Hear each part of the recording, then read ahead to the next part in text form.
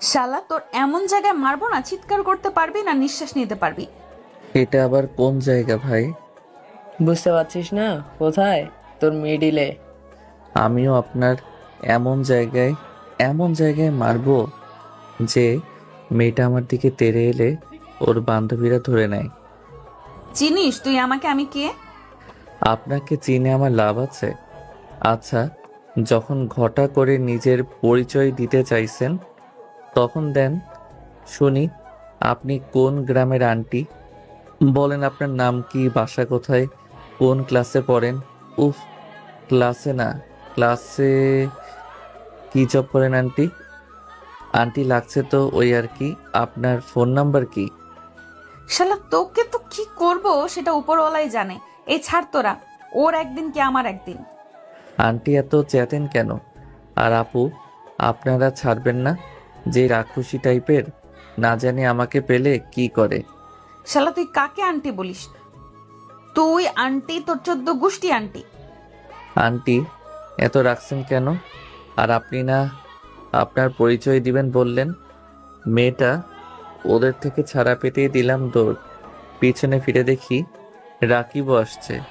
চলেন, হয়েছে এটা কি বলি। কলেজের বড় আপুরা এক জায়গায় বসে আড্ডা দিচ্ছে। আমরা দুই বন্ধু ওখানে দিয়ে আসছি।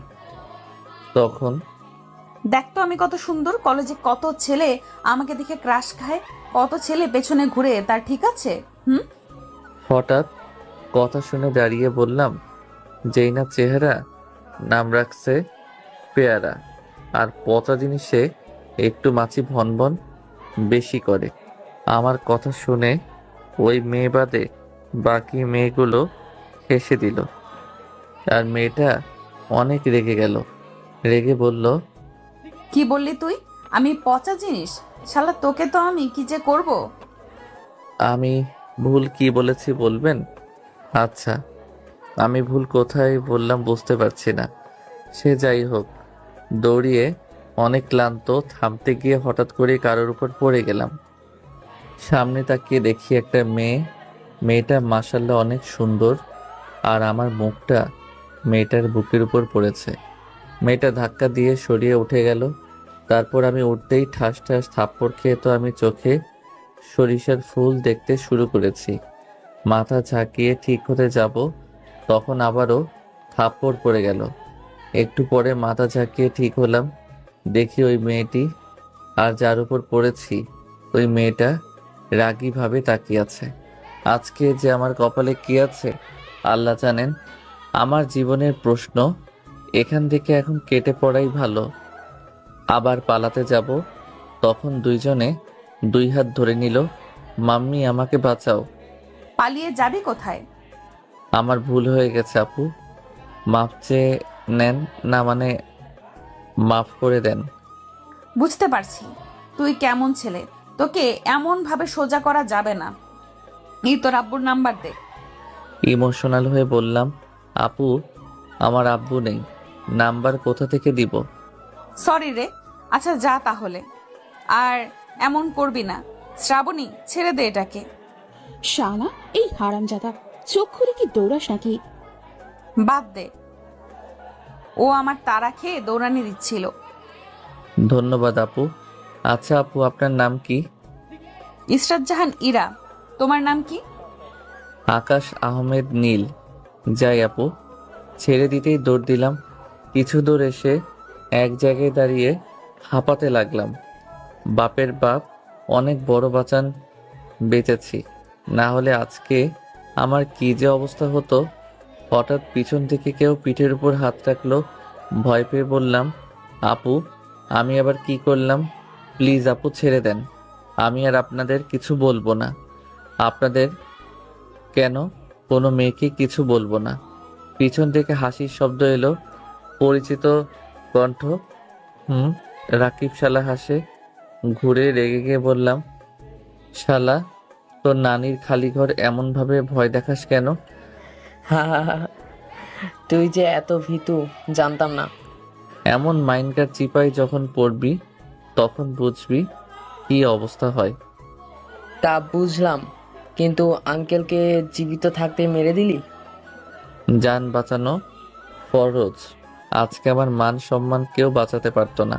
আচ্ছা বন্ধু, ওরা কোন ক্লাসে পড়ে রে? এতদিন ধরে ক্লাস করি, ঘুরে ঘুরে সবাইকে দেখে বেড়াই, কিন্তু এদের তো দেখতে পাইনি কখনো। আমাদের ক্লাসে যখন দেখিনি তখন আমাদের ক্লাসের না, অন্য ক্লাসে পড়তে পারে। খোঁজ নিতে হবে কোন ক্লাসে পড়ে। এমনভাবে আমাকে দৌড়ানি দেওয়ার শাস্তি দেওয়া লাগবে। এই জন্য বলে কুত্তার লেজ কখনো বাঁকা হবে না, আর তুইও কখনো ভালো হবি না শালা। দূর হ, তেমন কিছু হবে না। আগে চল ওই সেমনিদের সাথে কথা বলে আসি। ওই নীলা মেয়েটা কিন্তু আমার উপর ফিদা।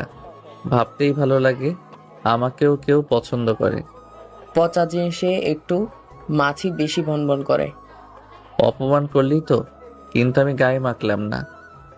তোর যে শরীরে গন্ডারের চামড়া, তোর কি তোর কি এগুলো কিছু মনে হবে? আঙ্কেলের কাছে এত মায়ের খাস, কিন্তু তোর শিক্ষা হয় না। চিন্তা নাই, সমস্যা নাই। আচ্ছা চল ওদের কাছে যাই। নীলারা দাঁড়িয়ে আছে, ওদের কাছে গেলাম। হাই, কি অবস্থা সবার? এই তো ভালো, তুমি? আলহামদুলিল্লাহ। আজকে তোমাকে কত কিউট লাগছে ইয়ার। সত্যি? এই মেয়েদের একটা সমস্যা, কেউ প্রশংসা করলে লজ্জা একবারে লাউডোঙা হয়ে যায়। ঢং। চুপ কর শালা। লজ্জা ঢং মেয়েদের অলংকার। ওরা করবে না তো তুই করবি নাকি? ঠিক বলছো, এই জন্য তো তোমাকে এত ভালো লাগে। তাই নাকি? এত ভালো লাগে কেন?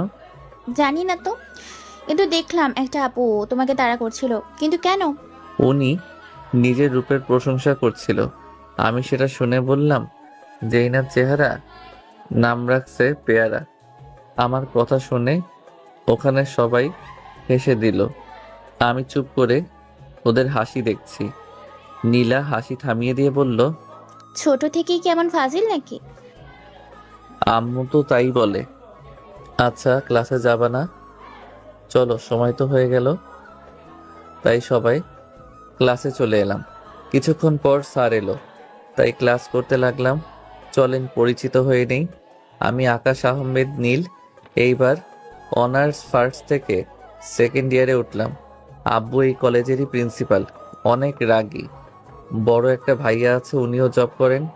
বিয়ে হয়নি, তবে মেয়ে দেখছে। আর আম্মু আর কি করবে, বাসায় গৃহিণী। ক্লাস শেষ করে বাসায় ফিরছি, তখন সামনে তাকিয়ে দেখি ওই আপুগুলো যাচ্ছে। এটা দেখে রাকিব বলে উঠল। এই যে আন্টি, দাঁড়ান দাঁড়ান। রাকিব বলেই ঘুরে গেল, আর রাকিবের কথা শুনে মেয়ে গেল আমার দিকে তাকালো। শালা কি বাসটাই না দিল। আমার তো প্রাণ পাখি যায় যায় অবস্থা। মেয়েটা রেগে আমার কাছে এলো, মনে হয় গালের উপরে কয়েকটা থাপ্পড় পড়লো। কি পড়লো? ভয়ে চোখ বন্ধ করে নিয়েছি। অনেকক্ষণ চোখ বন্ধ করে আছি, কিন্তু মেয়েটা কিছু বলছে না। একটা চোখ খুলে তাকিয়ে দেখি মেয়েটা আমার অবস্থা দেখে মিটমিট করে হাসছে। দুই চোখ খুলতেই মেয়েটা বলল, তখন ওভাবে মিথ্যা বললে কেন যে তোমার আব্বু নেই? না আসলে ভয় পেয়ে আপনাদের থেকে বাঁচার জন্য। একটা কথা বলবো না, মানে যদি রাগ না করেন তাহলে। বলো শুনি। আপনার এমন মিটমিট হাসিটা অনেক সুন্দর। আপনার গালে টোল পরে, এতে আরো সুন্দর দেখাচ্ছে। বড় আপুদের সাথে লাইন মারার চেষ্টা করছো, এটা কি ঠিক হচ্ছে? একটু দূরে দাঁড়িয়ে বলল, কিসের কিসের সিনিয়র কিসের জুনিয়র, লাইট অফ দেন, সব কিছু সমান। বলেই উল্টো দিকে দিলাম দৌড়। জানি ওখানে থাকলে মাইর খেতেই হবে। একটু দূরে এসে দাঁড়িয়ে দেখলাম মেয়েটা একটু তাকিয়ে থেকে চলে গেল। আমিও চলে এলাম। রাকি ভালাই তো আগেই কেটে পড়ে আছে। তারপর কলেজ থেকে বাইরে আসতে দেখি রাকিব দাঁড়িয়ে দাঁড়িয়ে সিগারেট খাচ্ছে। কাছে গিয়ে বললাম, হালা, সবসময় আমাকে বাস দেওয়ার জন্য প্রস্তুত থাকিস, কিন্তু সত্যি বলতে ভাই মেয়েটার হাসি দেখে ক্রাশ খেয়েছি। বাহ, ভালোই তো। আচ্ছা রেস্টুরেন্টে চল, খাওয়াবো। কোন খুশিতে? বাইকে ওঠ, তারপর বলছি। রাকিব বাইকে উঠে বসলো। তারপর আমি উঠে বসতেই চালাতে লাগলো। এবার বল কি জন্য খাওয়াবি? আমার এক্সের সংসার গেছে। এটা কোনো খুশির কথা হলো? যদিও একটু একটু ওই শালি তো আবার বড়লোক দেখে গেছিল। বর্তমানে এমন হয়েছে, মানুষ একসাথে সব কিছুই চাইতেছে।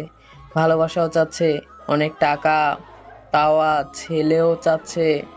ওর প্রতি তো আমার ভালোবাসা আর সময় দেওয়া কম ছিল না, শুধু টাকা ছিল না, খুব দামি দামি গিফট করতে পারতাম না।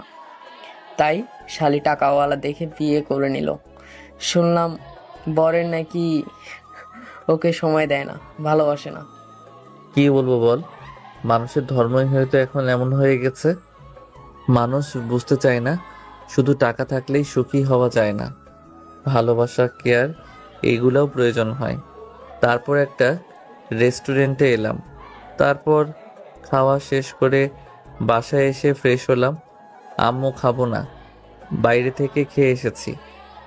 বাসায় খাবার রেখে বাইরে খাওয়া আসা, তাই না? দাঁড়া, তোর আবুকে আর ভাইয়াকে তোর হাত খরচ দিতে বন্ধ করতে বলছে। আরে আমি আমার টাকা দিয়ে খাইনি তো, রাকিব ট্রিট দিয়েছিল। কি এমন খেয়েছিস যে আর কিছু খাবি না?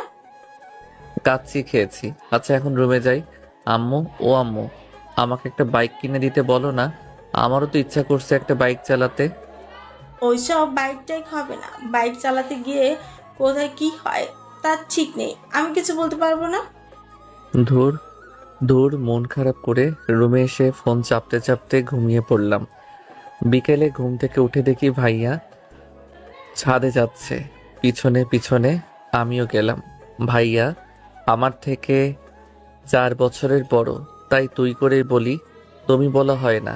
এই জন্য আব্বুর কাছে কত বকা খেয়েছি তার ঠিক নেই। বিধিবাম ওই কথায় আছে না, স্বভাব যায় না মলে, কয়লা যায় না ধুলে। ভাইয়া, এই ভাইয়া শোনো না, তোর আবার কি হলো? আব্বুকে বলো না বাইক কিনে দিতে, আমারও তো ইচ্ছা করছে বাইক চালাতে। বলো না আব্বুকে। আমি এসব পারবো না, যা ভাগ এখান থেকে। বিষয়টা মাথায় রাখলাম, যদি আমার কাছে কিছু চাইতে আসিস তাহলে সেদিন আমিও দেখে নিব তোরে। রাগ দেখিয়ে ওখান থেকে চলে এলাম। তারপর রাকিবকে ফোন দিয়ে ডাকতেই কিছুক্ষণ পর ও আমার বাসার সামনে আসে, তাই ওর সাথে বেরিয়ে পড়লাম। হালার ট্যাঙ্কি মাঝে মধ্যে আমাকে ওর বাইকে তেল ভরে দেওয়া লাগে। তারপর ঘোরাঘুরি করে রাতে বাসায় এলাম। রাতে খাবার সময় আব্বু বললেন, তোমার জন্য একটা সম্বন্ধ আসছে, মেয়েটাও অনেক ভালো। তুমি অনেক মেয়ে রিজেক্ট করছো, আমি আর না শুনতে চাই না। আব্বু, আমাকে আর একটু সময় দাও। তুমি একটু একটু করে অনেক সময় নিয়েছো, আর না। আর কয়েকদিন সময় দাও, তারপর না হয় বলছি। ওকে ঠিক আছে, আমি যেন 2 দিন পর না শুনতে না পাই। এমনভাবে কথা বলে মনে হয় যেন দাদি কখনো মুখে মধু দেয়নি। সবসময় এমনভাবে কথা বলে, মুখে রস খস কিছু নেই। আমার কথা শুনে রেগে তাকালো। আমি মাথা নিচু করে খেতে লাগলাম। আম্মু আর ভাইয়া মিটমিট করে হাসছে। তোকে কি যে বলবো রে, এত ব্যাহা কেন তুই? আপনার হাতের মায়ের খেয়ে খেয়ে এই অবস্থা হয়েছে। আচ্ছা আব্বু, একটা কথা বলি, আমাকে একটা বাইক নিয়ে দেন না। আমার কথা শুনে রেগে তাকালো, তাই আর কিছু বলার সাহস হলো না। তারপর চুপচাপ খেয়ে থেমে চলে এলাম। কিছুক্ষণ পর পড়ছি, তখন দেখলাম ভাইয়া আমার রুমে এলো, তারপর আবার চলে গেল। একটু পরে আবার এলো। কিরে, কিছু কি বলবি? তোকে একটা কথা বলার ছিল, কিন্তু কিভাবে যে বলবো বুঝতে পারছি না। তোর কথা আমি শুনবো না? তুই বিকেলে আমার সাথে কি ব্যবহার করেছিস মনে আছে? ভাই, আমার ভুল হয়েছে। অত কিছু বাদ দিয়ে বল, কি হয়েছে? আমি একটা মেয়েকে ভালোবাসি, আমি ওকে বিয়ে করতে চাই, তাই এসব বিয়ে রিজেক্ট করে দিচ্ছি। সেটা আগেই সন্দেহ করেছিলাম, তো আমি কি করতে পারি? আমি কিছু করতে পারবো না। ভাই প্লিজ, এমনভাবে বলিস না। পারলে তুই আব্বুকে রাজি করাতে পারবি। আব্বুর সামনে আমার দাঁড়ানোর সাহস পাবো না। প্লিজ ভাই, ফিরিয়ে দিস না। আমি কি করতে পারি বল, আমাকে কি করতে হবে, আর বিনিময়ে আমি কি পাবো? তুই বাইক চাইছিলি না, আমি তোকে নিয়ে দিব। তাহলে কিস বাত কা দেরি। কিন্তু তুই যে আমাকে সত্যি বাইক নিয়ে দিবি, তার গ্যারান্টি কি? যদি সত্যি বাইক নিয়ে দিস তাহলে আব্বুকে যেভাবেই হোক ম্যানেজ করার দায়িত্ব আমার। সত্যি সত্যি সত্যি, 3 সত্যি বলছি, দিব মানে দিব। তাহলে আগামীকাল বাইক দিবা, তারপর আব্বুকে বলবো। তোর বিশ্বাস হচ্ছে না? আমাকে বিশ্বাস হয় না তোর? না, তোকে আমার বিশ্বাস হয় না। তুই পরে পাল্টি খেতে পারিস, তোর বিশ্বাস নেই। আর শোন, আগামীকাল বাইক নিতে যাবি আর তোর গার্লফ্রেন্ডকে দেখাবি, তারপর আব্বুকে রাতে আমি বলবো। তোর কি গ্যারান্টি আছে আব্বুকে রাজি করাবি? যদি আমার উপর তোর ভরসা না থাকে তাহলে যা তুই, আর আমিও দেখি তুই ওই মেয়েটিকে কিভাবে বউ করে এই বাসায় নিয়ে আসিস। সুযোগ পেয়ে এমনভাবে ব্ল্যাকমেল করবি? আহা, বুঝো না, দুধু খাও। রাজি হলে বলো, না হলে তুই যেতে পারিস, আমি পড়বো। যা ভাগ আমার রুম থেকে। ঠিক আছে, তোকে আগামীকালকেই বাইক কিনে দিব। ওকে, নিশ্চিন্তে গিয়ে ঘুমিয়ে পড়, তোর কাজ হয়ে যাবে। ভাইয়া চলে গেল, আমি পড়াতে মন দিলাম। অনেক খুশি খুশি লাগছে। যাক, অনেক দিনের ইচ্ছা পূরণ হবে। তারপর কিছুক্ষণ পরে ঘুমিয়ে পড়লাম। পরের দিন সকালে ঘুম থেকে উঠে ফ্রেশ হয়ে নাস্তা করতে এলাম। দেখি আব্বু ও ভাইয়া সবাই আছে। তাই বললাম, আব্বু, আপনার জন্য একটা সুখবর আছে। তুই এবার আমাকে কি সুখবর দিবি? ওটা রাতে দিব। আর কিছু কথা হলো না। তারপর খাওয়া দাওয়া শেষ করে যে যার মতো চলে গেল। ভাইয়া তার অফিসে আর আমি কলেজে যাওয়ার জন্য রেডি হয়ে নিলাম। আর আব্বুও কলেজে যাওয়ার জন্য রেডি হচ্ছে। আব্বু তার গাড়ি নিয়ে যায় আর আমি রাকিবের বাইকে যাই। কিছুক্ষণ পর রাকিব বাইক নিয়ে আসতেই উঠে পড়লাম। ভাই, চিন্তা নাই, আমিও বাইক পেয়ে যাব আজকে। তাই নাকি? কিভাবে?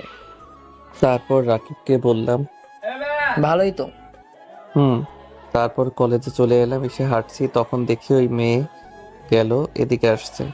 বুঝলাম না এর সাথে কেন বারবার দেখা হয়। সামনে আসতেই বললাম, আসসালামু আলাইকুম আপু, কেমন আছেন? আমার কথা শুনে মেয়েটা হা করে তাকিয়ে আছে। এত ভদ্রভাবে কথা বলিস, কাহিনী কি রে পিচ্ছি? আচ্ছা, আমাকে কোন দিক দিয়ে পিচ্ছি মনে হচ্ছে?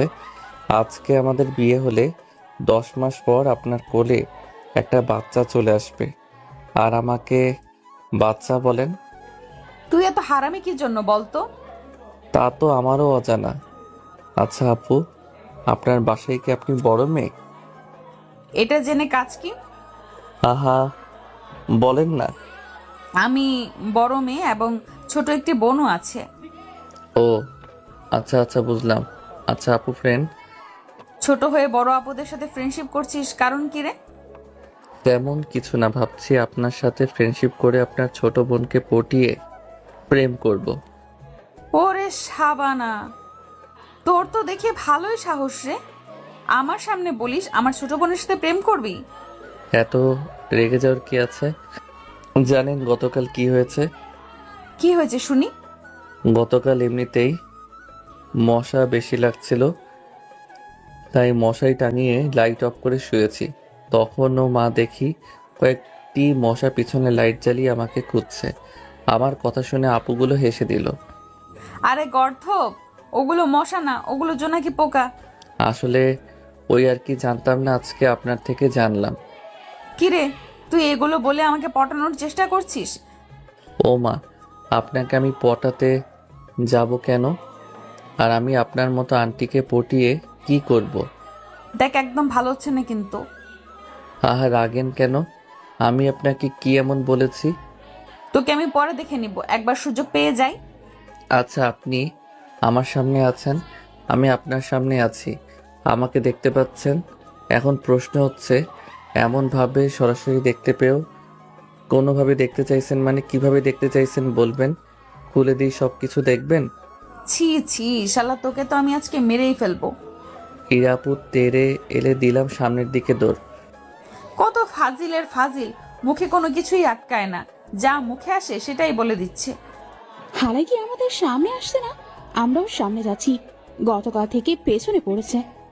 প্রিন্সিপাল স্যার তো অনেক রাগী, কিন্তু তার ঘরে এমন একটা কিভাবে থাকতে পারে মাথায় আসছে না।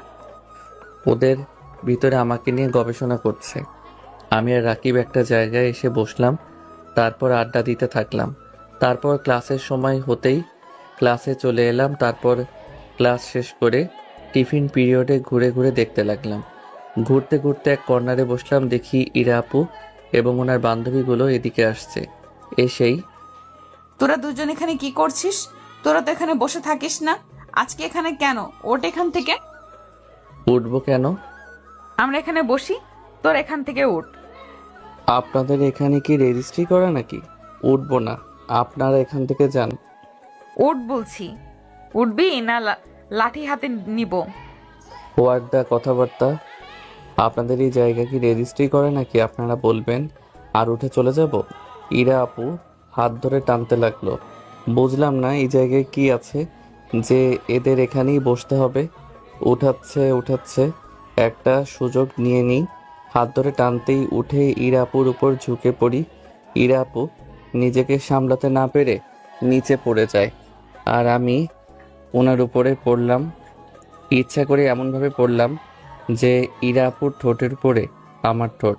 সুযোগ বুঝে একটা কিসই করে নিলাম। হঠাৎ এমন কিছু হবে ইরা আপু বুঝতেই পারিনি, তাই এক দৃষ্টিতে আমার দিকে তাকিয়ে আছে। যখন বুঝলো তখন ধাক্কা দিয়ে সরিয়ে দিয়ে উঠে গেল। আমি উঠতেই ঠাস ঠাস করে দুইটা পড়ে গেল গালে। দুই গালে হাত দিয়ে চুপচাপ তাকিয়ে আছি। মারলেন কেন? ইরা আপু ঠোঁট মুছতে মুছতে বলল, তুই এটা কি করলি? সব দোষ আপনার। আপনি তো আমাকে ধরে টানাটানি করলেন। তুই ইচ্ছে করে আমার উপর পড়েছিস আর ইচ্ছে করে কিস করেছিস। আমি মোটেও ইচ্ছা করে কিছু করিনি, সব কিছু আপনার জন্য হয়েছে। তোকে তো আমি আজকে মেরেই ফেলবো। কথাটা বলে এসে আমার গলা চেপে ধরলো। ইরাপুর বান্ধবীরা এসে ওকে ছাড়ানোর চেষ্টা করছে, কিন্তু অনেক শক্ত করেই ধরেছে। বাপরে বাপ, কি শক্তি! ছাড় তোরা ওকে, আমি মেরেই ফেলবো। ইরাপুকে কয়েকজন টেনে ছাড়িয়ে নিতেই আমি কাশতে শুরু করলাম। কি সাংঘাতিক মেরে বাবা! রাকিব আমাকে হাত ধরে টেনে নিয়ে আসছে, এখনো ইরাপুর বান্ধবীরা ওকে ধরে আছে। মাথায় শয়তানি বুদ্ধি এলো। রাকিবের হাত ছাড়িয়ে ইরাপুর কাছে গিয়ে ঠোঁটের উপর কিস করলাম। তারপর আর এক মুহূর্ত না দাঁড়িয়ে দিলাম দৌড়, আর বললাম এটা আমার গলা চেপে ধরার জন্য। এক দৌড়ে ক্লাসরুমে চলে এলাম। একটু পরে রাকিব এলো, এসে বলল, দেখ, এটা কিন্তু ঠিক নয়। আচ্ছা বল, আমি কি প্রথমে কিছু বলেছিলাম? নিজে থেকেই তো ঝগড়া করতে এলো। ওইসব বাদ দে, এখন স্যার আসবে। বসে আছি তখন পিয়ন এসে বলল যে আব্বু নাকি আমাকে ডেকেছে। বুঝতে পারছি আব্বুর কাছে নালিশ চলে গেছে। আজকেও তোর কপালে দুঃখ আছে। সেটাই তো দেখছি, কিন্তু ও যে আব্বুর কাছে গিয়ে বলে দিবে বুঝতে পারিনি। আচ্ছা যাই, দেখে আসি। উঠে আব্বুর রুমে এলাম, দেখি ইরা আপু আর ওর বান্ধবীরা দাঁড়িয়ে আছে। ইরা আপুর কাছে গিয়ে বললাম, আপনি অন্যভাবে শাস্তি দিতেন। আব্বুকে বলা কি খুব বেশি প্রয়োজন ছিল? দাঁড়িয়ে দাঁড়িয়ে দেখেন আমার এখন কি অবস্থা হয়। মেয়েটাকে বলেছিস আমার কাছে নালিশ এলো কি জন্য? না, আসলে আব্বু আর কিছু না বলে একটা লাঠি দিয়ে পিঠের উপর কয়েকটা ব্যথায় চোখ দিয়ে পানি বের হয়ে গেল, তাও চোখ বন্ধ করে দাঁড়িয়ে আছি। একটু পরে বলল, মেয়েটার কাছে মাপ চেয়ে নে, আর বল কখনোই কোনো মেয়েকে কিছু বলবি না, মেয়েদের দিকে চোখ তুলেও তাকাবি না। সরি আপু, আর আপনাকে কিছুই বলবো না, আপনার সামনেও যাব না। ওই মরেই যাই, এই জীবন রেখে হবেটা কি? কি বলি তুই? তোকে তো তাই করতে মন চাই মাঝে মধ্যে, একমাত্র তোর জন্য আমাকে মাঝে মধ্যে ছোট হতে হয়। ঠিক আছে, আর কোনো মেয়ের সামনে যাব না, এখন আমি যাই। আল্লাহ, তুমি আমার ঘরে এমন সন্তান না দিলেও পারতে। আচ্ছা ঠিক আছে, ঠিক আছে, সত্যি সত্যি যেদিন থাকবো না সেদিন শুধু আফসোস করবেন। তুই না থাকলে ভালো হবে, যা এখন। বেরিয়ে ক্লাসরুমে চলে এলাম। আস্তে আস্তে রাকিব বলল, কিরে, আঙ্কেল কি বললো? ওর দিকে পিছন ঘুরিয়ে বললাম, এইবার আমার গেঞ্জি তুলে দেখো। আমার কথা শুনে রাকিব গেঞ্জি একটু উপরে উঠিয়ে বলল, মেরে কি অবস্থা করেছে! আচ্ছা, এ তো মার খাস, তাও তোর একটু কি লজ্জা করে না? বাদ দে তো। আচ্ছা তা যাই হোক, শরীর অনেক ব্যথা করছে। কোনো রকম বাকি ক্লাসগুলো শেষ করে রাকিব আমি বেরিয়ে এলাম। রাকিবের বাইকের কাছে আসতেই দেখি ইরা আপু এবং ওনার বান্ধবীরা দাঁড়িয়ে আছে। বুঝলাম না ওখানে আবার কেন দাঁড়িয়ে, তা যেই কারণেই হোক। তুই বাইক নিয়ে গেটের কাছে আয়, আমি ওখানেই দাঁড়াচ্ছি। আমি গেটের কাছে এলাম আর রাকিব ওর বাইকের কাছে গেল। যেতেই, তোর ফ্রেন্ড কোথায়? কেন আপু? আমি বুঝতে পারিনি ওকে এতটা মারবে। আমি ভাবলাম হয়তো কিছু একটা বলবে, যেন আমার সাথে এমন না করে, কিন্তু এভাবে যে মারবে বুঝতে পারিনি। ওগুলো আর কিছু হবে না, আর ওগুলো কিছু মনেও করে না। এমনভাবে আঙ্কেলের কাছে কত যে মার খেয়েছে তা ঠিক নেই। আর চিন্তা নেই, আপনার সাথে কোনো প্রকার দুষ্টুমি আর সামনেও আসবে না। তা ঠিক আছে, কিন্তু তোমার ফ্রেন্ড কোথায়? আবার কি মার খাওয়ানোর ইচ্ছে আছে নাকি? ওর খোঁজ কেন করছেন বুঝতে পারছি না। আপনাদের মেয়েদের সমস্যাটা কোথায় বুঝতে পারছি না। আপনি ওকে শাস্তি দিয়েছেন না, অভিযোগ করেছেন না। আপনি চেয়েছেন আপনার সামনে যেন না যায়, ওটাই করেছে। আপনার সাথে দুষ্টুমি বা ফাজলামি কিছুই করবে না, ওটা চেয়েছেন, ওটাই হয়েছে। তাহলে আবার ওকে কেন খোঁজ করছেন? আবারও কি মার খাওয়াতে চান? না, এখনো প্রতিশোধ নেওয়া হয়নি। এমনিতেই অনুশোচনায় ভুগছিলাম, তার উপর রাকিবের এমন কথাই ইরা আপু কেঁদে দিয়েছে। রাকিব সেদিকে খেয়াল না করে বাইক নিয়ে আমার কাছে আসতে উঠে পড়লাম। চলো ফার্মেসি থেকে মেডিসিন নিয়ে ওষুধ নিই, অনেক ব্যথা করছে রে ভাই। তোর একটু লজ্জা হওয়া দরকার। শালা, এত মার খাচ্ছিস তাও তোর শিক্ষা হয় না। ধুর বাদ দে। তারপর রাকিব আমি ফার্মেসিতে এলাম, তারপর কিছু মেডিসিন নিয়ে বাসায় এলাম। আম্মুকে কিছু বলা যাবে না, আর জানি ওই হিটলার ফাদরও আম্মুকে বলবে না। রাকিব বাসায় রেখে চলে গেল, আমিও বাসার ভিতরে এসে ফ্রেশ হয়ে খেতে এলাম। আম্মু খাবার দাও, দেখি আব্বু এলো। আমি কিছু বললাম না। আম্মু খাবার দিতেই চুপচাপ খেয়ে রুমে এসে শুয়ে পড়লাম। বিকেলে ভাইয়ার ডাকে ঘুম ভাঙলো।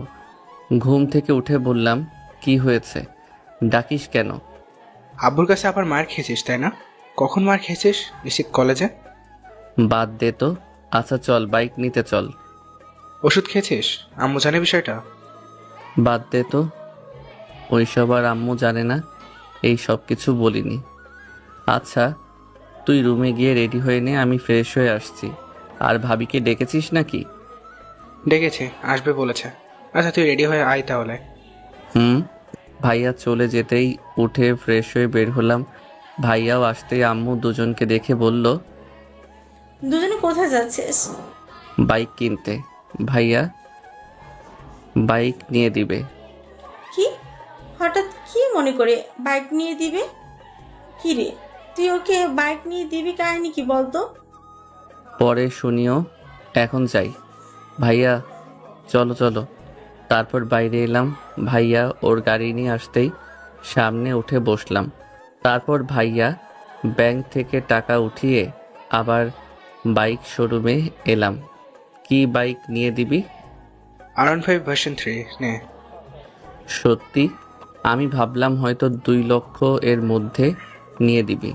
তুই আমার সোনা মোনা ভাই, ধন্যবাদ তোকে। হয়েছে হয়েছে, এবার ভিতরে চল। তারপর বাইকের শোরুমের ভিতরে এলাম। বাইক নিয়ে সব কিছু ঠিক করতে অনেক সময় হয়ে গেল। ভাইয়ার ফোন বেজে উঠল। ফোন রিসিভ করে কার সাথে যেন একটু কথা বলল, তারপর এসে বলল, ওরা চলে এসেছে। ওরা বলতে কে কে আছে? ও আছে আর ওর ছোট ভাই এবং ও চাচাতো বোন আছে। ও আচ্ছা, এদিকের কাজ তো শেষ, কিন্তু ভাইয়া লাইসেন্সটা, ওটার টাকা আমি কোথায় পাবো? চিন্তা নেই, ওটাও আমি দিব। এদিকের কাজ শেষ, আজ রেস্টুরেন্টে চল, ওখানে ওরা আছে। ওকে। ভাইয়া ওর গাড়ি নিয়ে চলে গেল। আমিও বাইক নিয়ে ওখানে এলাম। তারপরে ভিতরে গেলাম, দেখি ভাইয়ারা বসে আছে। আমি ওদের কাছে গিয়ে একটু অবাক হলাম। ইরা আপুর আছে, অন্য একটা মেয়েকে দেখে সালাম দিলাম। আসসালামু আলাইকুম ভাবি, কেমন আছেন? কিভাবে বুঝলে আমি তোমার ভাবি? ওই মেয়েটাও তো হতে পারে। আগে জি না, ওনাকে আমি চিনি, আমাদের কলেজেই পড়ছে, এক ক্লাস সিনিয়র। ও আচ্ছা, বুঝলাম। তাহলে তো ওকে আর পরিচয় করিয়ে দিতে হবে না, এবং এটা আমার ছোট ভাই। বুঝলাম, নাইস টু মিট ইউ। তারপর ওদের সাথে আলাপ জমালাম। ভাইয়া এর ভিতরে অর্ডার দিয়ে এসেছে। কথা বলতে বলতে খাবার এলো। ইরা আপু কেমন করে যেন বারবার তাকাচ্ছে। ভাবি, আপনার চাচাতো বোন কেমন করে বারবার যেন তাকাচ্ছে, মনে হচ্ছে আমাকে পছন্দ হয়েছে। তাই নাকি? কিরে এরা, পছন্দ হয়েছে নাকি? একে তোমার পছন্দ হবে? আমার পছন্দ এতটাও খারাপ না। কিন্তু বারবার এমন তাকাচ্ছিস কেন? সেটা আমিও লক্ষ্য করেছি। এমনিতেই তাকাচ্ছি। মুচকি হাসলাম। তারপর খাওয়াতে মন দিলাম। খেতে খেতে বললাম, ভাবি হিসেবে পছন্দ হয়েছে, চিন্তা করিও না, তোমাদের বিয়ে পাকা। কিন্তু ভাবি, একটা বিয়ে না মানে তোমার ছোট একটা বোন থাকলে ভালো হতো। কেন? এই যে এরা আছে। আরে এনাকে পছন্দ হচ্ছে না, আন্টি আন্টি ভাব। শালা, কিস করার সময় তো ঠিকই করিস, আর এখন আবার আন্টি আন্টি বলছিস? তোকে যে কি করতে মন চাচ্ছে, এখানে আবার গলা টিপে ধরি। খাওয়া শেষ হতেই আর একটু কথা বলে ভাইয়া আর আমি বাসায় চলে আসলাম। বাসায় আসতে আম্মু আর আব্বু বাইরে এলো। আব্বু রেগেই বলল, এই অকর্মাকে কি জন্য বাইক নিয়ে দিলি? অনেক দিনের ইচ্ছা ওর, আপনি বললে তো আর দিবেন না, তাই আমি দিলাম। সে যাই হোক, বাইকটা কেমন হয়েছে? ভালোই তো হয়েছে, আচ্ছা ভিতরে আয়। তারপর বাইক গ্যারেজে রেখে বাসায় এলাম। তারপর ফ্রেশ হয়ে পড়তে বসলাম। শরীরটা অনেক গরম, মনে হচ্ছে হয়তো মায়ের চোটে জ্বর চলে আসবে। কিছুক্ষণ পরে খাবার জন্য ডাকলো, তাই গেলাম। আম্মু ভাইয়ার জন্য যেই মেয়েটাকে দেখেছে ওটার পিক আছে না, নিয়ে আসো তো। তুই কি করবি? আহা, নিয়েই আসো না। আম্মু আমার কথা শুনে চলে গেল। তারপর আমার হাতে দিতেই আকাশ থেকে পড়ার অবস্থা। আরে এটা তো ভাইয়ার গার্লফ্রেন্ড। আমি পিক দেখে হাসতে লাগলাম। আমার হাসি দেখে আম্মু আব্বু ভাইয়া অবাক হয়ে তাকিয়ে আছে আর হাসির কারণ খুঁজছে। হাসছিস কেন? ভাইয়া, তোর টাকাটা লস লেগে গেল রে। তুই যদি মেয়েটাকে দেখতি তাহলে তোর লস লাগতো না। মানে তোর কথা ঠিক বুঝলাম না। ভাইয়ার দিকে পিকটা এগিয়ে দিলাম। ভাইয়া পিক দেখে আমার দিকে বড় বড় চোখ করে তাকালো। আমি আবার হাসতে লাগলাম। ইস, তুই যদি আব্বুর দেখা মেয়েটাকে দেখতি তাহলে তোর এতগুলো টাকা লস লাগতো না রে, তোর অ্যাকাউন্টে ঠিক জমা হয়ে থাকতো। আম্মু, তুমি আমাকে পিকটা আগে দেখালে কি হতো? আমার এতগুলো টাকা পয়সা যেত না। তোদের কথা বুঝতে পারছি না। তোরা কি কেউ বলবি কি হয়েছে?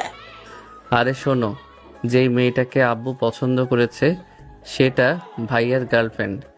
পিক না দেখে আমার সাথে গেছে ডিল করতে, যেন আমি আব্বুকে ওর গার্লফ্রেন্ডের সাথে বিয়ে দিতে রাজি করাই, আর ও আমাকে বাইক দিবে। কিন্তু আব্বু যে ওর গার্লফ্রেন্ডকেই ভাইয়ার বউ হিসেবে পছন্দ করেছে সেটা ও জানতো না, আর আমিও না। ইসরে ভাইয়া, তোর লস লেগে গেল রে। ও বাইক দিয়েছে? দিয়েছে অন্য কাউকে তো দেয়নি, ওর ছোট ভাইকে দিয়েছে। এখানে লাভ লোকসানের কথা কোথা থেকে আসছে? তাহলে কি বিয়ের কথা পাকা করব? সেটার বলতে তাড়াতাড়ি বিয়ের ডেট ঠিক করো। দেখছো না বিয়ের চিন্তায় চিন্তায় কেমন যেন হয়ে যাচ্ছে। তুই কিন্তু এখন বেশি বকবক করছিস। আচ্ছা ঠিক আছে। তারপর খাওয়া দাওয়া শেষ করে রুমে এসে একটু পরে মেডিসিন খেয়ে ঘুমিয়ে পড়লাম। মাঝরাতে শরীরটা অস্থির হয়ে গেছে, মাথা ব্যথা শরীরের অনেক ব্যথা করছে, জ্বর চলে এসেছে। আম্মুকে ফোন দিলাম, বেশ কয়েকবার ফোন দেওয়ার পর রিসিভ করলো। আমার রুমে আসো, জ্বর চলে আসছে। কি? দাঁড়া, এক্ষুনি আসছে। ফোন কেটে দিলাম। একটু পরে আম্মু এলো, সাথে পানি আর ন্যাকড়া ওষুধ নিয়ে এলো। কখন থেকে এমন অবস্থা? খুব বেশিক্ষণ হয়নি, তবে সন্ধ্যা থেকে শরীরটা গরম হয়েছিলাম। আম্মু ওষুধ দিল, ওগুলো খেয়ে নিলাম। তারপর বেশ কিছুক্ষণ ধরে মাথায় জলপট্টি দিতে লাগলো। কিছুক্ষণ পরে জ্বর কমলে আম্মু চলে গেল। আব্বু যে মেরেছে ওটা বলিনি, আর একটু স্যান্ডো গেঞ্জি পরেছিলাম, তাই আম্মু মায়ের দাগ দেখতে পাইনি। তারপর আমারও ঘুম আসলে ঘুমিয়ে পড়লাম। পরের দিন সকালে রাকিবকে ফোন দিয়ে বললাম কলেজ যেতে পারবো না, জ্বর আসছে। সারা দিন বাসা থেকে বের হইনি, বিছানা ছেড়ে উঠতেই পারিনি। বিকেলে রাকিব এসে কিছুক্ষণ আড্ডা দিয়ে গেল। সারাদিন চলে গেল। রাতে খাবার খেতে গেলাম, তখন আম্মু বলল, মেয়ের বাবার সাথে কথা হয়েছে 20 তারিখে বিয়ে, মানে আর 10 দিন আছে। তারপর আর কথা বলতে বলতে খাওয়া শেষ করলাম। তারপর খাওয়া শেষ করে ওষুধ খেয়ে শুয়ে পড়লাম। বেশ কিছুক্ষণ পরে ঘুমিয়ে পড়লাম। সকালে ঘুম থেকে উঠে ফ্রেশ হয়ে নাস্তা করলাম। আজকেও বাসায় শুয়ে বসে কাটিয়ে দিলাম। বিকেলে ভাইয়া আর রাকিবের সাথে গিয়ে বাইকের লাইসেন্স আর ড্রাইভিং লাইসেন্সের জন্য আবেদন করলাম। তারপর রেস্টুরেন্টে হালকা খাওয়া দাওয়া শেষ করলাম। ভাইয়া চলে গেল, আমি আর রাকিব আড্ডা দিয়ে রাতে বাসায় এলাম।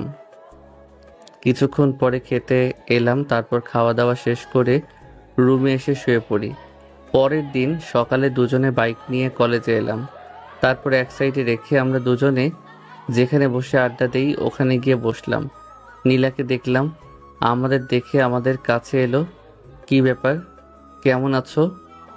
এখন শরীরের অবস্থা কেমন? আর জ্বর আছে? না, এখন জ্বর নেই, আলহামদুলিল্লাহ ভালো আছি। তুমি কেমন আছো? আলহামদুলিল্লাহ ভালো। তোমার ফোন নাম্বারটা দাও তো। এমনভাবে না দাঁড়িয়ে থেকে বসো। দাঁড়িয়ে আছো কেন? না দাঁড়িয়ে থাকতে ভালো লাগছে। নীলা মুচকি হেসে আমার পাশে একটু দূরত্ব বজায় রেখে বসলো। তারপর তিনজনে কথা বলতে লাগলাম। ক্লাসের সময় হতেই ক্লাসের দিকে আসছি, তখন ইরা আপু পিছন থেকে ডাক দিল, এই যে বেআই মশাই, দাঁড়ান। এমন ডাক শুনে পিছনে ফিরলাম, দেখি ইরা আপু হাসি মুখে আমার দিকে তাকিয়ে আছে। জি বলেন। আর হঠাৎ করে তুই থেকে আপনি যে? আরে তেমন কিছু না, নতুন সম্পর্ক হচ্ছে আপনাদের ফ্যামিলির সাথে, আমাদের বংশের, তাই আর কি। আচ্ছা যাই হোক, সরি সেদিনের জন্য। আমি কিছু মনে করিনি, ইটস ওকে। আচ্ছা যাই তাহলে, ক্লাসের সময় হয়ে আসছে। তারপর আর কিছু না বলে আসতে যাব, তখন আবারও বলল, তুমি কি আমাকে ইগনোর করে যাচ্ছ? দেখেন, আপনি সেদিন কি বলেছিলেন আর কি অভিযোগ করেছিলেন, আর আব্বু সেদিন কি বলেছিল মনে নেই? আপনি কি আব্বুর কাছে মার খাওয়াতে চান নাকি? সেদিন যে স্যার ওভাবে আমাকে মারবে বুঝতে পারিনি। আমি সেদিনের বিষয় নিয়ে অনুশোচনায় ভুগছি। আর এটাও তো বলেছিল যে কোনো মেয়ের সাথে কথা না বলো, কিন্তু আমি তো দেখলাম একটা মেয়ের সাথে বসে বসে খুব জমিয়ে আড্ডা দিচ্ছিলাম। আমার ইচ্ছা। আচ্ছা তা যাই হোক, ক্লাসের সময় হয়ে এসেছে, যাই। আর আমিও রিয়েলি সরি আপনার সাথে ওই রকম করার জন্য। তবে হ্যাঁ, ওই কিসের বিষটা সারা জীবন মনে থাকবে। আমার কথা শুনে ইরা আপু কেমন লজ্জা পেল। আর কিছু বলার আগে চলে এলাম। রাকিব আগেই চলে আসছে, তারপর ক্লাস করতে লাগলাম। এমনভাবে কয়েকদিন চলে গেল। ইরা আপু কেমন নিজে থেকেই কথা বলতে আসে, আমিও বলি। মাঝে মধ্যে যখন ওই সেদিনকার কিসের কথা মনে পড়ে, তখন ওনার কথা ভাবি। ভাবতে ভাবতে অনেকটাই ভেবে ফেলেছি। ওনার প্রতি একটু একটু করে ভালো লাগা সৃষ্টি হয়েছে। হয়তো কখনো দেখা গেছে ভালোবাসায় পরিণত হবে। আমার মতোই হয়তো ওনারও অবস্থা, তাই হয়তো নিজে থেকে কথা বলতে আসে। তাছাড়া তো আর কোনো কারণ দেখতে পাচ্ছি না। শোনো না, মনে হচ্ছে ইরা আপুর প্রতি একটু একটু করে ভালোবাসা সৃষ্টি হচ্ছে। এইসবের ভেতরে যাস না, মনকে বুঝিয়ে যেখান থেকে গেছে ওখান থেকে ফিরে আয়। কষ্ট ছাড়া সুখ পাবি না।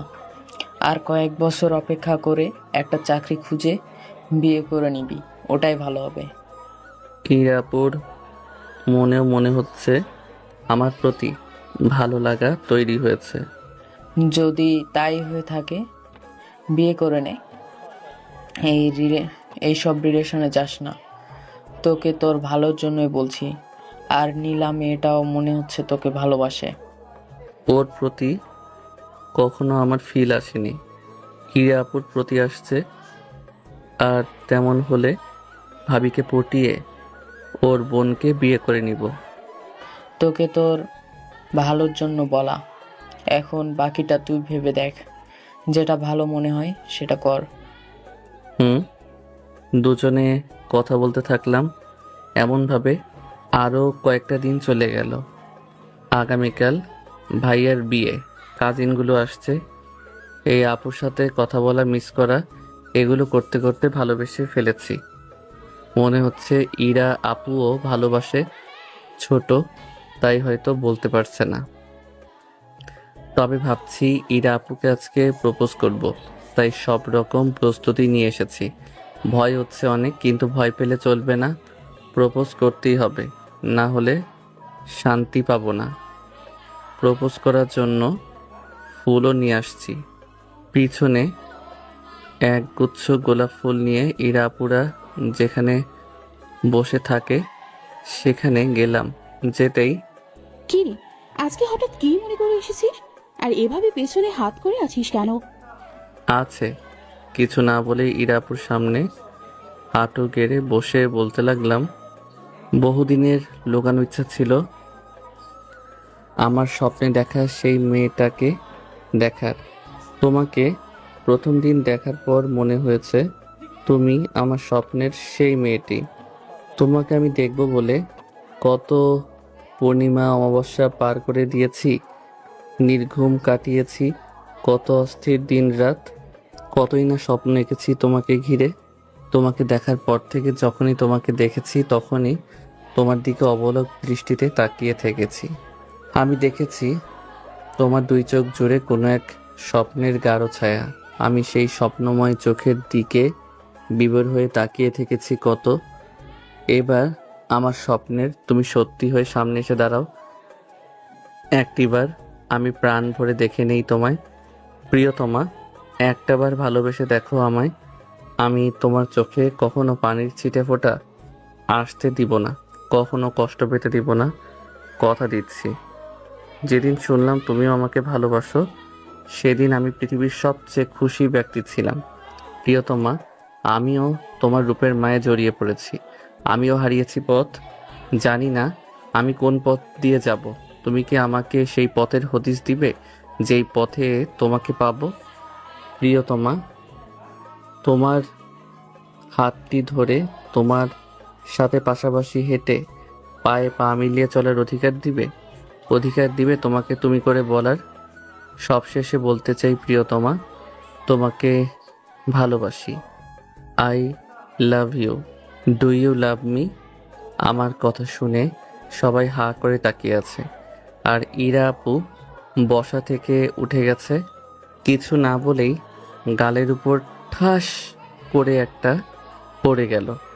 গালে হাত দিয়ে বোঝার চেষ্টা করছি বিষয়টা কি হলো। সাথে ইরাপুর বান্ধবীরাও অবাক হয়ে ওনার দিকে তাকিয়ে আছে। তোমার লজ্জা করছে না জুনিয়র হয়ে সিনিয়রকে প্রপোজ করতে? করছে না বলেই তো করলাম। আর সত্যি আপনাকে আমি অনেক ভালোবাসি। তা আমি কি করব? আমি ভালোবাসি না। ও, আমি ভাবলাম হয়তো আপনিও আমাকে ভালোবাসেন, তাই প্রপোজ করলাম। মানে এই কয়েকদিন ভালোভাবে কথা বলেছি বলে ধরে নিয়েছো আমি তোমাকে ভালোবাসি?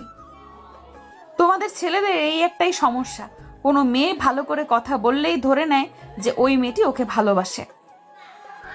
না, আসলে ওই আর কি ভাবছিলাম। আচ্ছা, তা যাই হোক, কিন্তু আমি আপনাকে ভালোবাসি আর আপনিও আমাকে ভালোবাসবেন।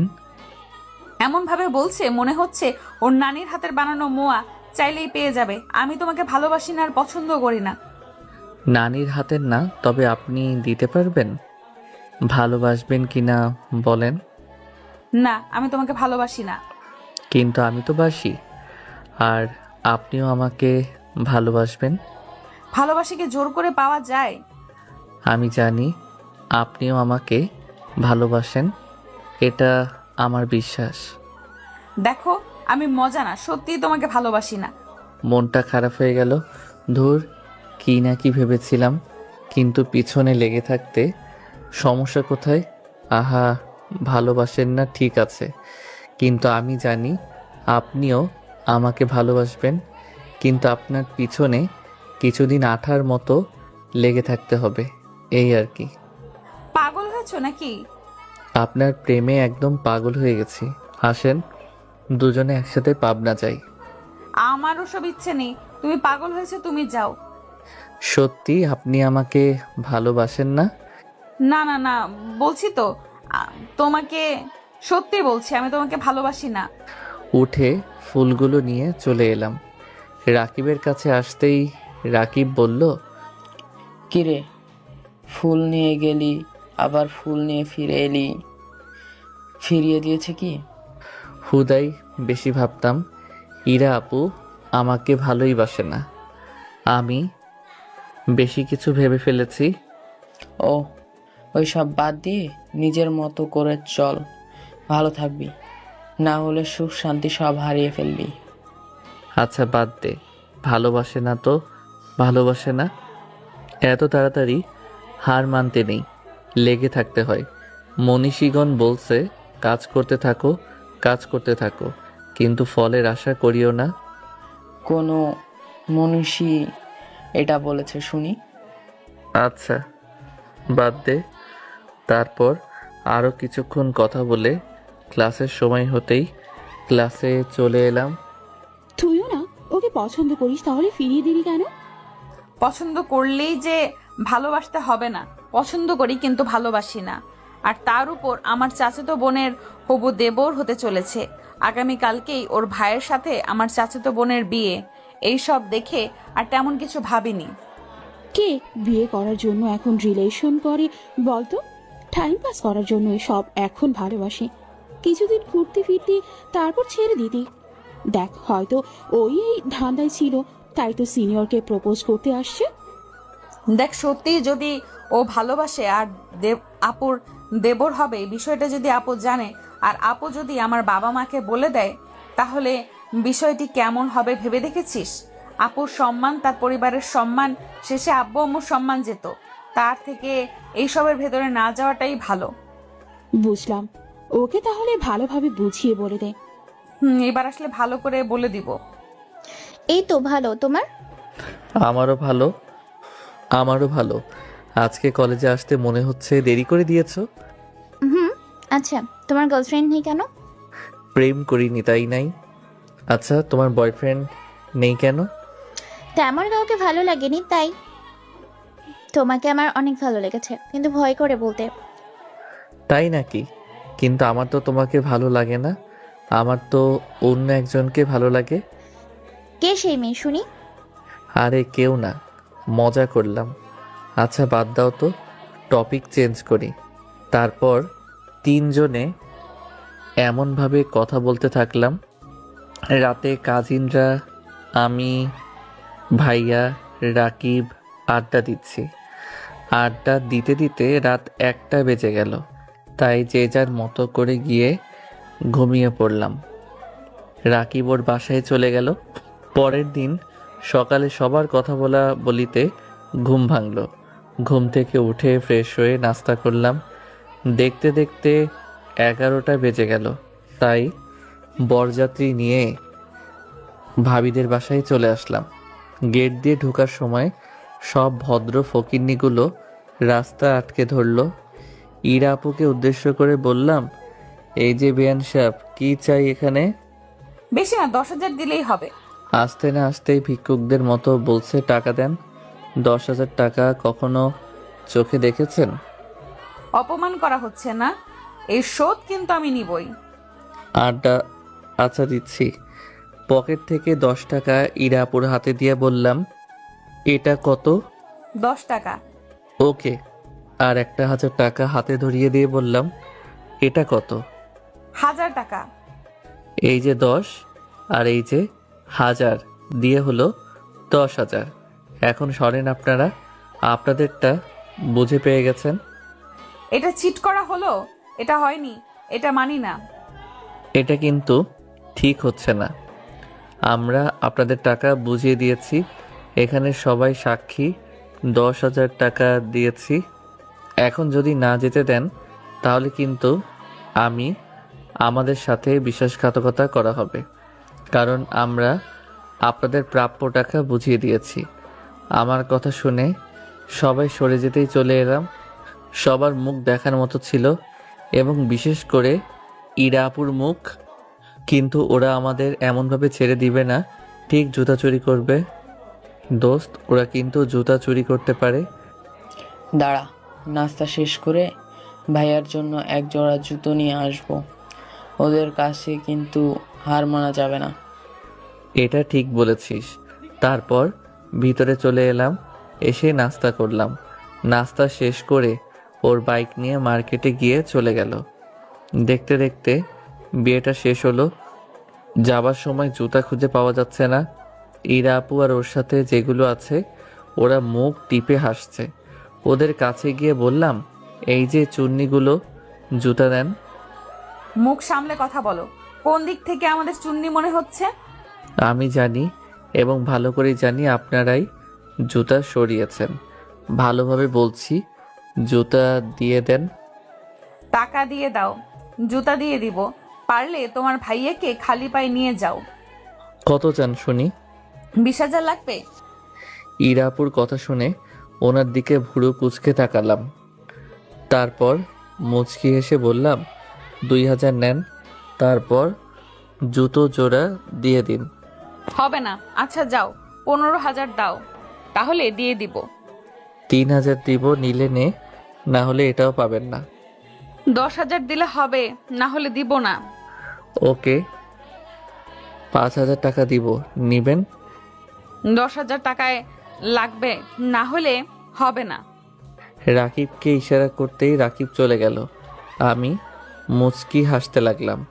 3 মিনিট পরে রাকিব এসে ভাইয়ার পায়ে এসে জুতা পরিয়ে দিল। ইরার দিকে তাকিয়ে বললাম, ওটাও আপনারা পেলেন না? ইরাপুর মুখটাও এবার দেখার মতো। ভাইয়া চলো এবার যাওয়া যাক। তারপর একে একে করে গিয়ে সবাই গাড়িতে উঠতে লাগলো। ভাইয়াদের গাড়ি বাদে আর আমি আর রাকিব বাদে সব গাড়ি চলে গেছে। কারো জন্য দাঁড়িয়ে আছে মনে হচ্ছে। ভাইয়ার কাছে গিয়ে বললাম, কিরে, কার জন্য অপেক্ষা করছিস? ওকে, কথাটা শুনে তো আমার মনের ভিতরে লাড্ডু ফুটছে। আহা কি আনন্দ! আকাশে বাতাসে আমার লুঙ্গি উড়েছে আকাশে। আমি এক দৃষ্টিতে তাকিয়ে আছি। ইরা আপুকে অনেক সুন্দর লাগছে। নীল রঙের গাউন আর নীল স্কার্ফ, উফস যা লাগছে না। হঠাৎ করে ধাক্কা অনুভব করলাম। দেখি রাকিব ধাক্কা দিচ্ছে। দেখেছিস ইরা আপুকে কত সুন্দর লাগছে? তা ঠিক আছে, কিন্তু এমনভাবে তাকিয়ে থাকার কি আছে? যে যা ভাবার ভাববে, ওইসব বাদ দে। কাছে আসতেই বললাম, বেআইন সেই লাগছে, একেবারে ঝাঁকা নাকা। দূর হ তুই তো। চোখ টিপ দিলাম। ইরা আপু চোখ রাঙিয়ে গিয়ে ভাবির পাশে বসে গেল। তারপর সবাই চলে এলাম। বাসায় এসে বাসরঘর সাজানোর তোড়জোড় শুরু করলাম। বাসরঘর সাজাতে সাজাতে অনেক সময় চলে গেল। রাতে খাওয়া দাওয়া শেষ করলাম। ভাইয়া আর ওর বন্ধুরা ছাদে গিয়ে আড্ডা দিচ্ছে। ভাবলাম ভাইয়ার কাছে বাসরঘর সাজানোর জন্য টাকা নিব, কিন্তু পরে ভাবলাম থাক, দরকার নেই। এদিকে তো অনেক টাকাই দিয়েছে। দেখতে দেখতে রাত 12টা বাজলে ভাইয়া আসলো। ভাইয়া, কিছু দিবি না, এমনি চলে যাবি? বাসর ঘরের খরচটা তো দে। সকালে নিস, এখন যা সর। Best of luck. রাত তো অনেক হলো, আমিও গিয়ে ঘুমিয়ে পড়ি। রাকিব অনেক আগেই চলে গেছে, তাই রুমে এসে শুয়ে পড়লাম। ইরা আপুকে তেমন চোখে পড়েনি। জানি না কোথায় ঘাপটি মেরেছিল। সকালে যেমন করেই হোক রাজি করাতেই হবে। এইসব ভাবতে ভাবতে ঘুমিয়ে গেলাম। পরের দিন সকালে ঘুম থেকে উঠে ফ্রেশ হয়ে ছাদে গেলাম। দেখি ইরা আপু, ও ছাড়া ছাদে আর কেউ নেই, তাই পাশে গিয়ে দাঁড়িয়ে বললাম, সকাল সকাল ছাদে কি করা হচ্ছে? আমার কথা শুনে চমকে উঠল। তুমি? ও, আশা করেননি বুঝি। তা যাই হোক, আমার ব্যাপারে কি ভাবলেন? তুমি তো তোমাকে তো গত পরশুদিন বলে দিয়েছি আমি তোমাকে ভালোবাসি না, আর তোমার প্রতি কোনো ফিলিংসও নেই। আমি জানি আপনি আমাকে ভালোবাসেন, আর সত্যিই বলছি আপনাকে ভালোবাসি। আমি সত্যি করে বলছি আমি তোমাকে ভালোবাসি না। তুমি বোঝার চেষ্টা করো। আর আমি যদি তোমাকে ভালোবাসতাম তাহলে অবশ্যই রাজি হতাম, তাই না? তুমি বাচ্চা মানুষ না যে বুঝবা না। আচ্ছা, আমি গেলাম। ইরা আপুর হাত ধরলাম। কেন বুঝতে পারছেন না? আমি আপনাকে সত্যি খুব ভালোবাসি। হাত ছাড়ো, ব্যথা করছে। আপনি মিথ্যা বলছেন কেন? আমি জানি আপনিও আমাকে ভালোবাসেন। আর কেন আপনি বিষয়টা লুকাচ্ছেন বলেন? আকাশ ছাড়ো, অনেক ব্যথা করছে। বলেন ভালোবাসবেন। আমার হাত অনেক ব্যথা করছে। আকাশ! আব্বুর চিৎকার শুনে পিছনে ফিরলাম। সাথে সাথে ইরা আপুর হাত ছেড়ে দিয়েছি। আমার ভিতরে শুকিয়ে গেছে। মনে হচ্ছে আজকে আমার শেষ দিন। আব্বু আমার কাছে এলো। খেয়াল করলাম ইরা আপুর হাত থেকে রক্ত পড়ছে। মনে হয় শক্ত করে হাত ধরার ফলে কাচের চুড়ি ভেঙে হাত কেটে গেছে। আব্বু এসেই দুই গালে দুইটা থাপ্পড় দিল। থাপ্পড় খেয়ে চোখে ঝাপসা দেখতে লাগলাম। আব্বু টি শার্টের কলার ধরে টানতে টানতে নিচে নিয়ে এলো। এসে জোরে করে ফেলে দিল। ধাক্কাটা সামলাতে না পেরে নিচে পড়ে গেলাম। আব্বু নিচে ফেলে দিয়ে লাথি দিতে লাগলো। এমন অবস্থা দেখে বাসার সবাই চলে এসেছে। ভাইয়া আম্মু আব্বুকে ধরে আটকাচ্ছে। এটা দেখে আব্বু রেগে বলতে লাগলো, তোমরা সরে যাও, না হলে তোমাদেরকেও মারতে বাধ্য হব। তোমরা সরে যাও, না হলে তোমাদেরকেও মারতে বাধ্য হব। ওর সাহস কী করে হয় মেহমানদের সাথে এমন ব্যবহার করার? যদি বাইরের লোক জানাজানি হয়ে যায় তাহলে মান সম্মান কোথায় যাবে? ইরা, তোর হাত থেকে রক্ত পড়ছে কেন? আব্বু আমাকে মেরেই যাচ্ছে। ভাবির এমন কথা শুনে সবাই ইরা আপুর দিকে তাকালো। আসলে আপু, আকাশ আমার হাত ধরেছিল, তাই চুড়ি ভেঙে হাত কেটে গেছে। ছি, তুই এমন করেছিস? ও আমাদের মেহমান, ওর সাথে এমন করছিস? তো লজ্জা করবো না এমন করতে? ওদের বাসার সবাই জানলে মান সম্মান কোথায় যাবে ভেবে দেখলি না? প্লিজ আব্বু, এবার ছেড়ে দাও ওকে। ওকে আমি মেরেই ফেলবো। এর জন্য ওকে কলেজে মেরেছি, তাও ওর লজ্জা হয় না। এমন সন্তান থেকে না থাকাই ভালো। ইচ্ছে করছে ওকে মেরেই ফেলি। অনেক তো মারলা, আর মারলেও মরেই যাবে। প্লিজ আব্বু, ছাড়ো। আর এমন করবে না, আমি কথা দিচ্ছি। আর মারিও না। পিঠ অনেক ব্যথা করছে। সব লাথি পিঠের উপর পড়েছে। ভাইয়ার কথা শুনে আব্বু মার থামিয়ে বলল, এবারের মতো ওকে মাফ করে দিলাম। এরপর যদি এমন কিছু করে তাহলে ওকে খুন করব, আর না হলে ওকে ত্যায্য করে বাসা থেকে বের করে দিব। আল্লাহ আমার ঘরে এমন সন্তান কেন যে দিয়েছেন? এমন সন্তান জন্ম না হলেও পারতো। এখন সবাই সবার কাজে যাও। ভাইয়া আমাকে ধরে উঠালো। শরীর অনেক ব্যথা করছে। ভাইয়াকে আস্তে আস্তে বললাম, অনেক ব্যথা করছে, আমি সহ্য করতে পারছি না। আমাকে কি হাসপাতালে নিয়ে যাবি? মনে হচ্ছে কোমর ভেঙে গেছে। কী সব বলছিস? সত্যি বলছি, অসহ্য ব্যথা করছে, আমি সহ্য করতে পারছি না। প্লিজ আমাকে হাসপাতালে নিয়ে চলো, না হলে হয়তো ব্যথায় আমি মরেই যাব। চুপ, আর এমন কথা বলবি না। আমি তোকে হাসপাতালে নিয়ে যাব। আম্মু দাঁড়িয়ে আছে, আমার কাছে আসছে না। সত্যি আজকে অনেক বেশি বেশি করে ফেলছি, আর তার শাস্তিও পেয়ে গেছি। এত মার খাচ্ছিস, তাও তোর একটু শিক্ষা হয় না? তোর কি একটু লজ্জা হয় না বলতো? আচ্ছা, হাঁটতে পারবি? আমি হাঁটতে পারবো না, আমি দাঁড়িয়ে থাকতে পারছি না। মাথাটা কেমন করছে। তারপর আর কিছু মনে নেই। যখন জ্ঞান ফিরল তখন দেখি হাসপাতালে ভর্তি। চারপাশে অনেকেই আছে, আমি কারো দিকে তাকাচ্ছি না। লজ্জায় উপরের দিকে তাকাচ্ছি। কোনো হাড় ফাটেনি, অনেক আঘাত পেয়েছিস। ভালো তো, আমি আমার উপযুক্ত শাস্তি পেয়ে গেছি, কিন্তু এখানে সবাই কি করছে বুঝলাম না। আর সত্যি আমি অনেক লজ্জিত, ভাবি আমি অনেক লজ্জিত। এমন করা আমার ঠিক হয়নি। নার্স এসে একটা ইঞ্জেকশন দিল, তারপর সবাইকে যেতে বলে চলে গেল। রাকিবকে চোখের ইশারায় ডাকলাম, কয়টা বাজে রে? রাকিব ফোন বের করে বলল, 11টা বাজে। ভাইয়া তোরা এবার যেতে পারিস বাসায়, আবার অনুষ্ঠান আছে। আম্মুর দিকে তাকিয়ে দেখি চোখ লাল করে ফেলেছে, আর তেমনভাবে কারো দিকে তাকাইনি। আজকের অনুষ্ঠান ক্যান্সেল করে দিয়েছি, আর কোনো অনুষ্ঠান হবে না। এটা কিন্তু ঠিক করিসনি, শুধু শুধু আমার জন্য হাসি আনন্দটা বন্ধ হয়ে গেল। আচ্ছা সবাইকে যেতে বলতো, এত মানুষজন আমার ভালো লাগে না। আচ্ছা ঠিক আছে, সবাইকে যেতে বলছি। আম্মু আমার কাছে এলো, এসে বলল, এমন করিস কেন? আজকে তোর ব্যবহারের জন্য এমন অবস্থা। আমি সত্যি সরি, আমার জন্য এমন হলো। বলছিল না বাইরে পড়তে যাওয়ার জন্য? পাসপোর্ট তো আছে, ভিসা লাগাতে বলো, হয়তো 2-1 মাসে সুস্থ হয়ে যাব। আর তোমাকে আমার জন্য আব্বুর কাছে বকা খেতে হবে না। আচ্ছা কাঁদছো কেন? মরে তো আর যাইনি, চোখে অনেক ঘুম আসছে, হয়তো কিছুক্ষণের মধ্যেই ঘুমিয়ে যাবে। এমন করে বলছিস কেন? চোখে অনেক ঘুম আসছে, হয়তো কিছুক্ষণের মধ্যেই ঘুমিয়ে যাব।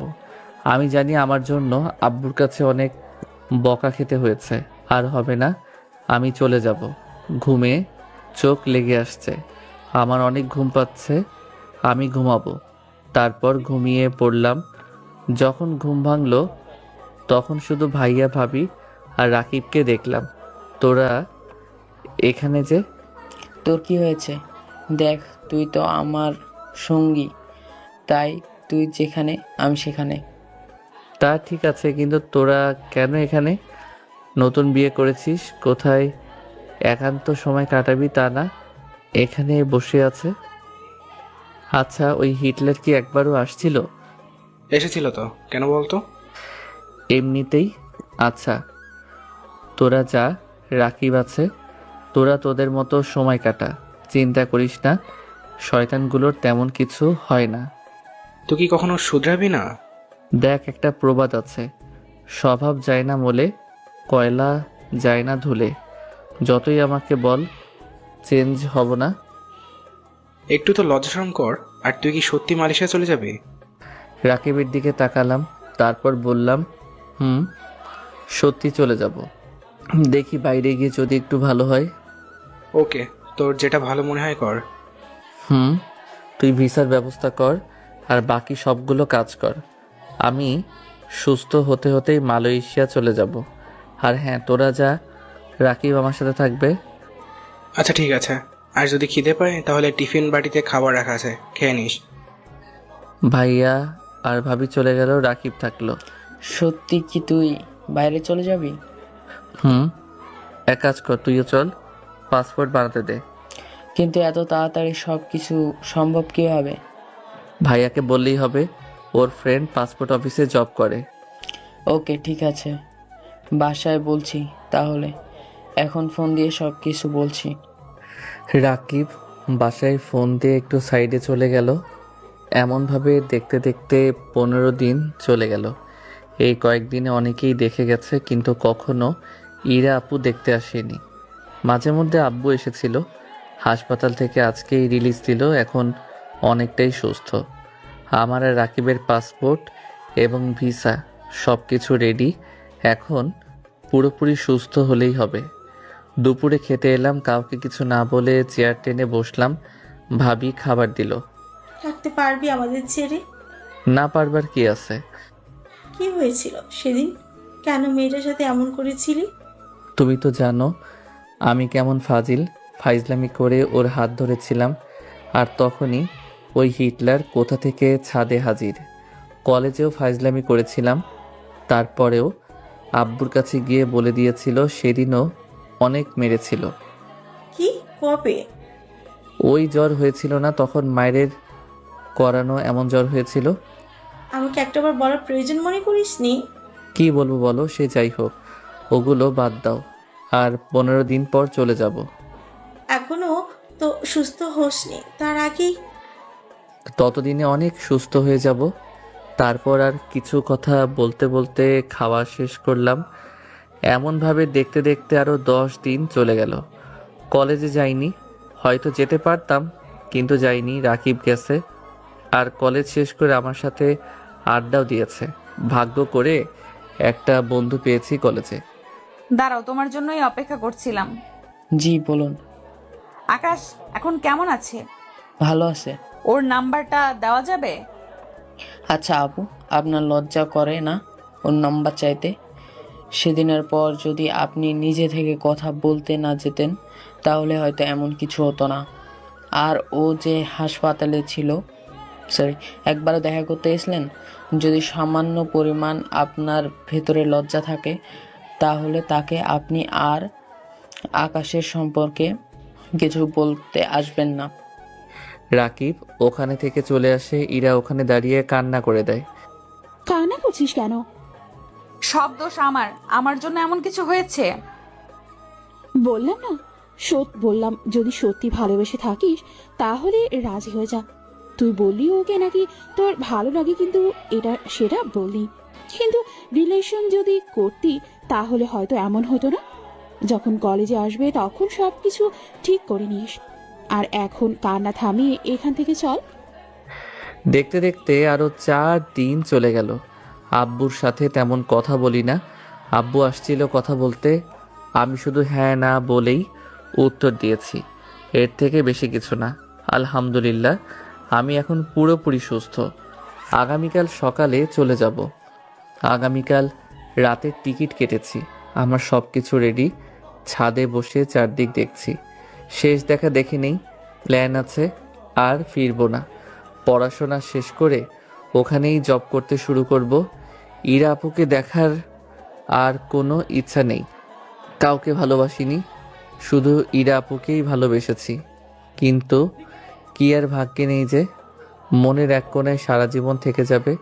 হয়তো নতুন কেউ আসলে মন থেকে হারিয়ে যেতে পারে। মনে তো হচ্ছে না হারাবে। জীবনে এমন কিছু হলো, তাও আবার ওনার জন্য। যখন কোনো সময় এগুলো মনে পড়বে তখন ওনার কথা মনে পড়বে। বসে বসে এইসব ভাবছি, তখন হঠাৎ করেই কারো ভাবির কণ্ঠ শুনে পিছনে ফিরলাম। কিভাবে আমাদের ছেড়ে থাকবা? আরে পারবো, আম্মুকে অনেক কষ্ট দিয়েছি।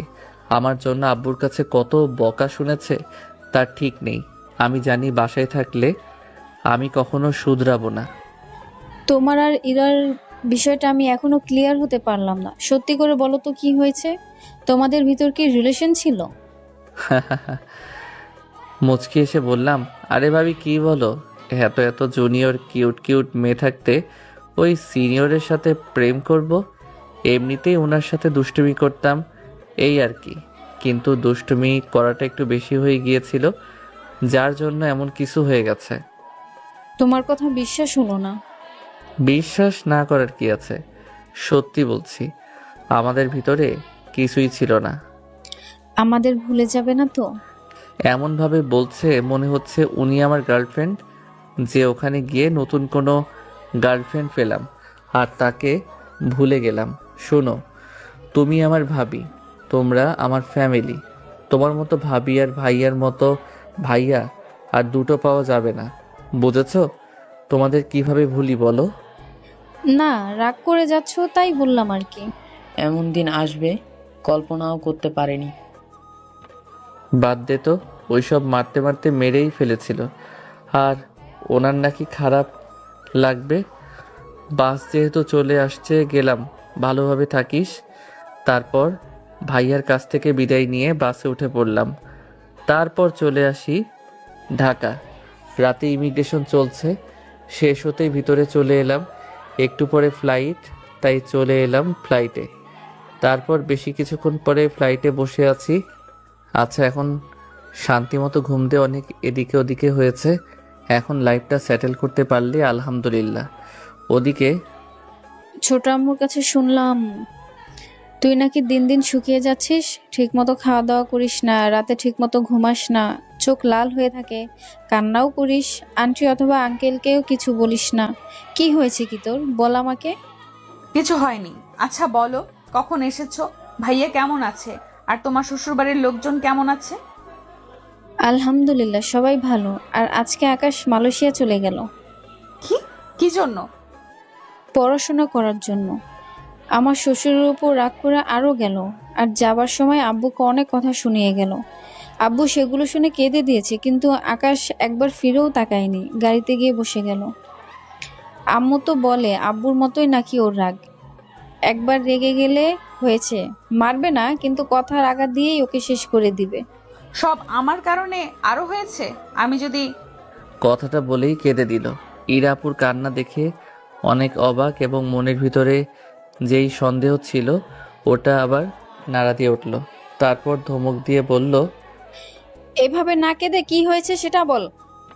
ভাবির এমন ধমক শুনে ইরা আপু কেঁপে উঠে চুপ হয়ে গেল। তুই কি বলবি? আসলে আপু, তারপর ইরা আপু ভাবিকে প্রথম থেকে সব কিছু বলল। তারপর আবার হেঁচকি তুলে কাঁদতে শুরু করলো। এখানে আমার কি করার আছে? আমি শুধু ভবিষ্যৎ ভেবে এমন করেছি, কিন্তু বিষয়টা যে এত খারাপের দিকে চলে যাবে ভাবতে পারিনি। এতদিন থেকে বলিসনি কেন? আমি আকাশকে এতবার করে জিজ্ঞেস করলাম, কিন্তু একবারও বললো না। এখন কান্না করা লাগবে না, এখন চুপ কর। আর তুই কি চাস? আমি কিছু বুঝতে পারছি না। আমি কি করব না করব আমার কিছুই মাথায় আসছে না। বুঝতে পারছি, তুইও ওকে ভালোবাসিস। আচ্ছা, অপেক্ষা করতে পারবি ওর জন্য? পড়ালেখা শেষ না করা আসা পর্যন্ত তো আসবে না। আমি অপেক্ষা করব। পারলে দেখ, না হলে বল অন্য কোথাও বিয়ের জন্য ছোট আব্বু আম্মুকে বলছি। প্রয়োজন নেই এত বছর অপেক্ষা করার। তার উপর কবে আসবে না আসবে তার ঠিক নেই। তার উপর ও কি তোকে এত সহজে মেনে নিবে? ও এতদিন আমার পেছনে পড়েছিল, এখন আমি ওর পেছনে লাগবো। ওর ফেসবুক আইডি আর হোয়াটসঅ্যাপ বা ইমোটা দাও। এখন তোকে এত কিছু কিভাবে দিব? ওখানে গিয়ে নাম্বার নিবে, তারপর তো আমাদের ফোন দিলে নাম্বার পাওয়া যাবে। তবে ফেসবুক আইডি তো ওর নেই। তোর ভাইয়ার কাছ থেকে নিয়ে তোকে মেসেঞ্জারে পাঠিয়ে দিব। আর একদম কান্নাকাটি করবি না, খাওয়া দাওয়া ঠিক মতন করবি, নিজের শরীরের যত্ন নিবি। আর আমি ছোট আব্বু আম্মুকে বলছি তোকে বিয়ের জন্য চাপও দিবে না। ধন্যবাদ আপু, তোমাকে তোমাকে অনেক অনেক ধন্যবাদ। হয়েছে হয়েছে, তুই যদি আগে এইগুলো বলতি তাহলে তোকে এত কষ্ট পাওয়া লাগতো না।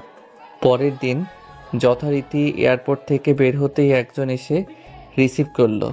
ভাইয়ার ফ্রেন্ড, নাম মেঘা। হাই আপু, কেমন আছেন? হ্যালো, ভালো আছি। তোমরা কেমন আছো? আলহামদুলিল্লাহ ভালো। আচ্ছা, যেতে যেতে কথা বলি। তারপর মেঘা আপু গাড়ি কাছে নিয়ে এসে উঠতে বললে উঠে গেলাম। তারপর ওনার ড্রাইভার গাড়ি চালাতে লাগলো। আচ্ছা আপু, আপনি এখানে আছেন কত বছর ধরে? 10 বছর ধরে এখানে ফ্যামিলি নিয়ে থাকি। ওকে, এখানেই পড়াশোনা শেষ করেছেন? এখানে পড়াশোনা শেষ করে জব করি। আব্বু আম্মু দেশে থাকে, আর বর বাচ্চা নিয়ে এখানে থাকা হয়। ওকে। তারপর মেঘা আপু ওনার বাসায় নিয়ে আসলো। ওনার বাসায় ফ্রেশ হয়ে রেস্ট নিলাম। তারপর বিকেলে মেঘা আপু যেই বাসা আমাদের জন্য ঠিক করে রেখেছে ওখানে নিয়ে আসলো। বাসায় দেখি সব কিছু আছে, মানে প্রয়োজনীয় সব কিছু আছে। আগামীকাল কি গিয়ে অ্যাডমিশন করাবেন? আর এই নাও তোমাদের দুজনের সিম কার্ড। প্রয়োজন হলে আমাকে বলবে, ওকে? ওকে আপু। তারপর মেঘা আপু চলে গেল। আমি আর রাকিব ফ্ল্যাটটা ঘুরে ঘুরে দেখলাম। ভালোই তো, তাই না? চলে তো আসলাম, এখন দেখি কি করা যায়। একটা পার্ট টাইম জব খুঁজতে হবে, তবে কিছুদিন পর, এখন না। ঠিক বলছিস। তারপর সন্ধ্যা হয়ে রাত হলো। তারপর দুজনে পাশের একটা বাঙালি রেস্তোরাঁ থেকে খাবার খেলাম। তারপর ফোনে সিম কার্ড লাগিয়ে ডাটা অন করলাম। ভাইয়া হোয়াটসঅ্যাপ অনেকবারে ফোন দিয়েছে এবং মেসেঞ্জারে অনেকবার ফোন দিয়েছে। ভাইয়াকে ফোন দিলাম। ফোন দিতে রিসিভ করে বকা শুরু করলো।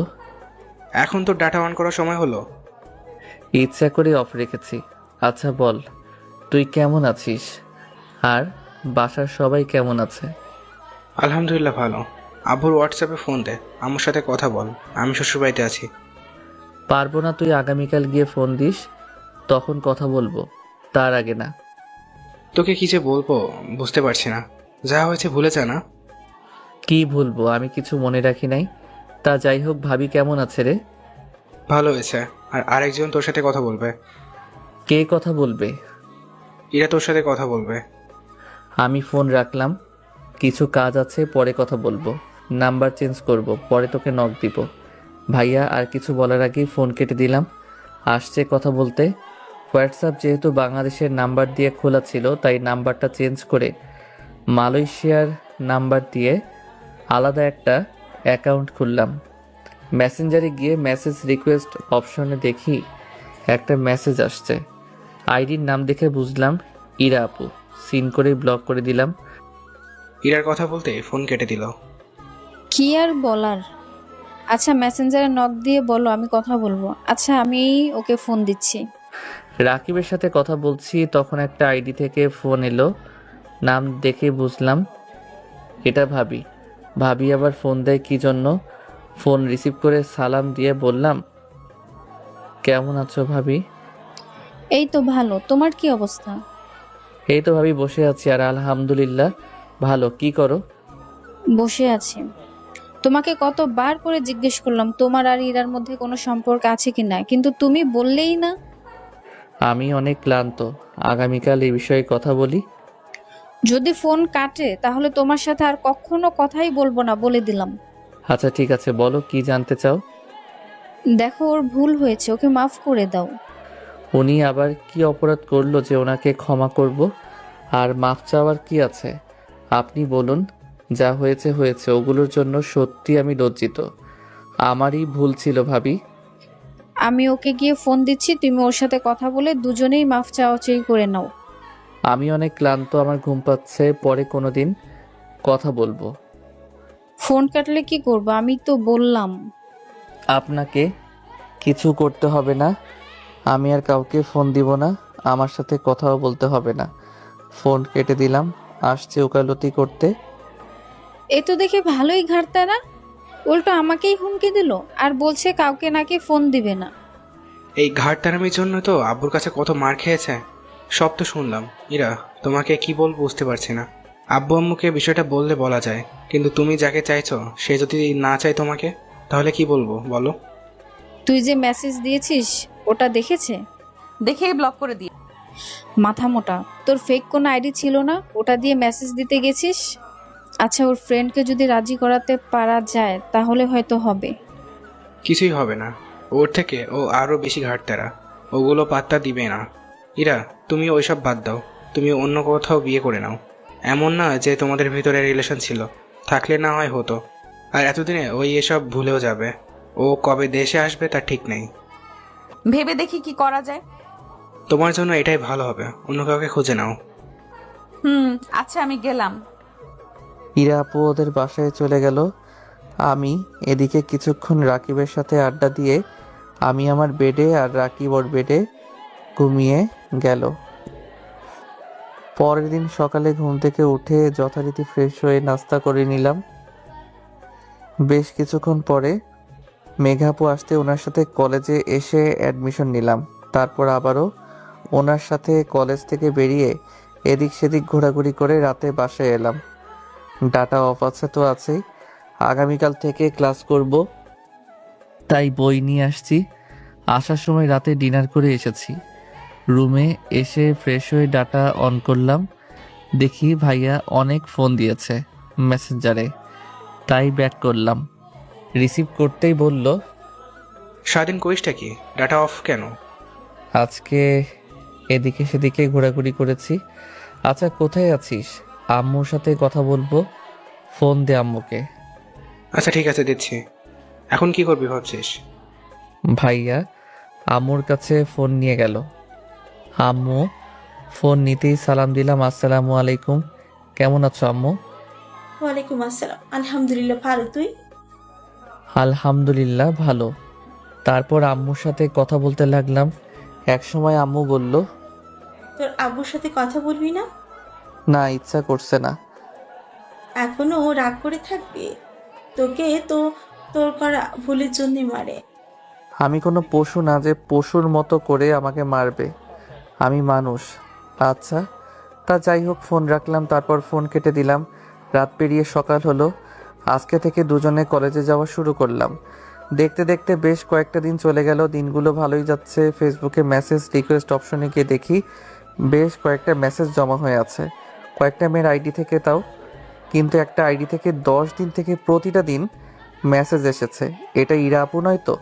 ফেসবুকে গিয়ে দেখি ঠিকানা সিলেট দেওয়া আছে। ফেসবুক আইডি দেখে রিয়েল আইডি মনে হচ্ছে। রিপ্লাই কি দিব?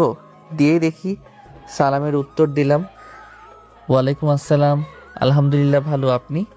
কিন্তু কোনো রেসপন্স নেই, হয়তো অনলাইনে নেই।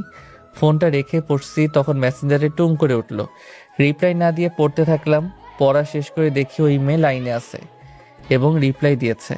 আপনার কি কেমন লাগে আপনারাই বলেন। আইডির নাম দেখতে পাচ্ছে এবং এই 10 দিন থেকে মেসেজ দিচ্ছে। কেন, আপনি কি কানে কম দেখেন?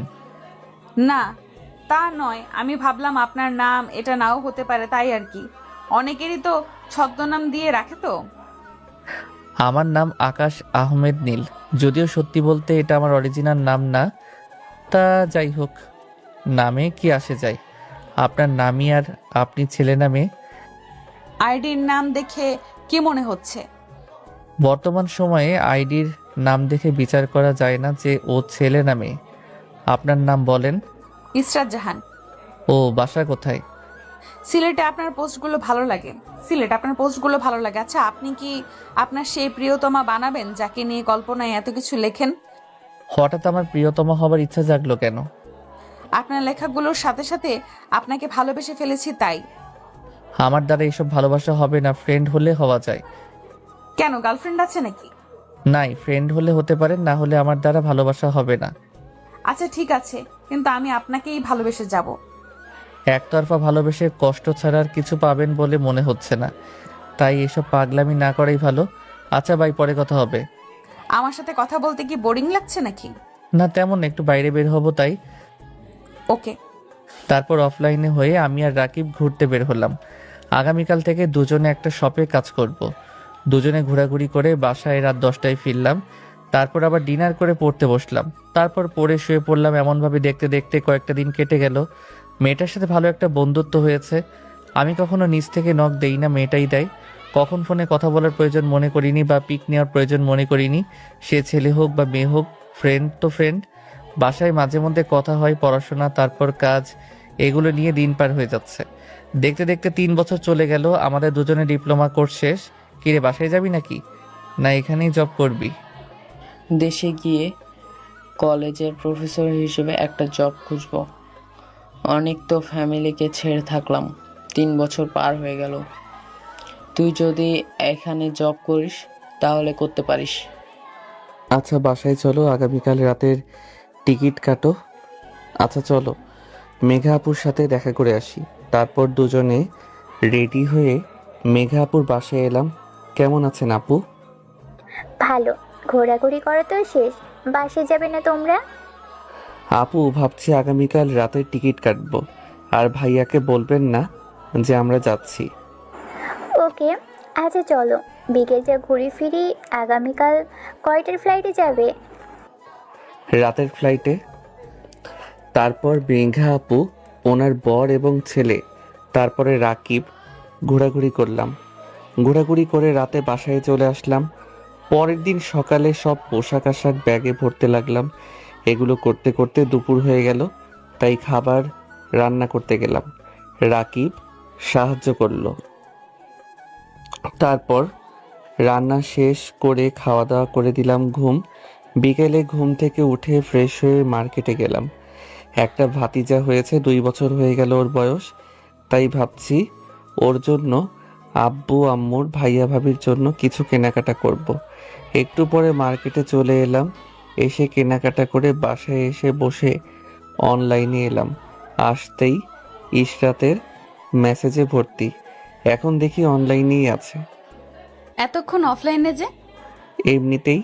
আর আমি আজকে দেশে ফিরছি, রাতের ফ্লাইটে। তাই নাকি? আমার সাথে কবে দেখা করবা? আর আমার জন্য কি নিয়ে আসবা?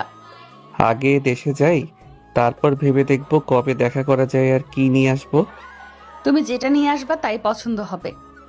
ওকে। মার্কেট গেছিলাম, তখন নিয়েছি কিছু, তবে বলবো না কি নিয়েছি। যখন হাতে পাবে তখন দেখে নিও। Okay dear. আর শোনো, আই লাভ ইউ। বাই।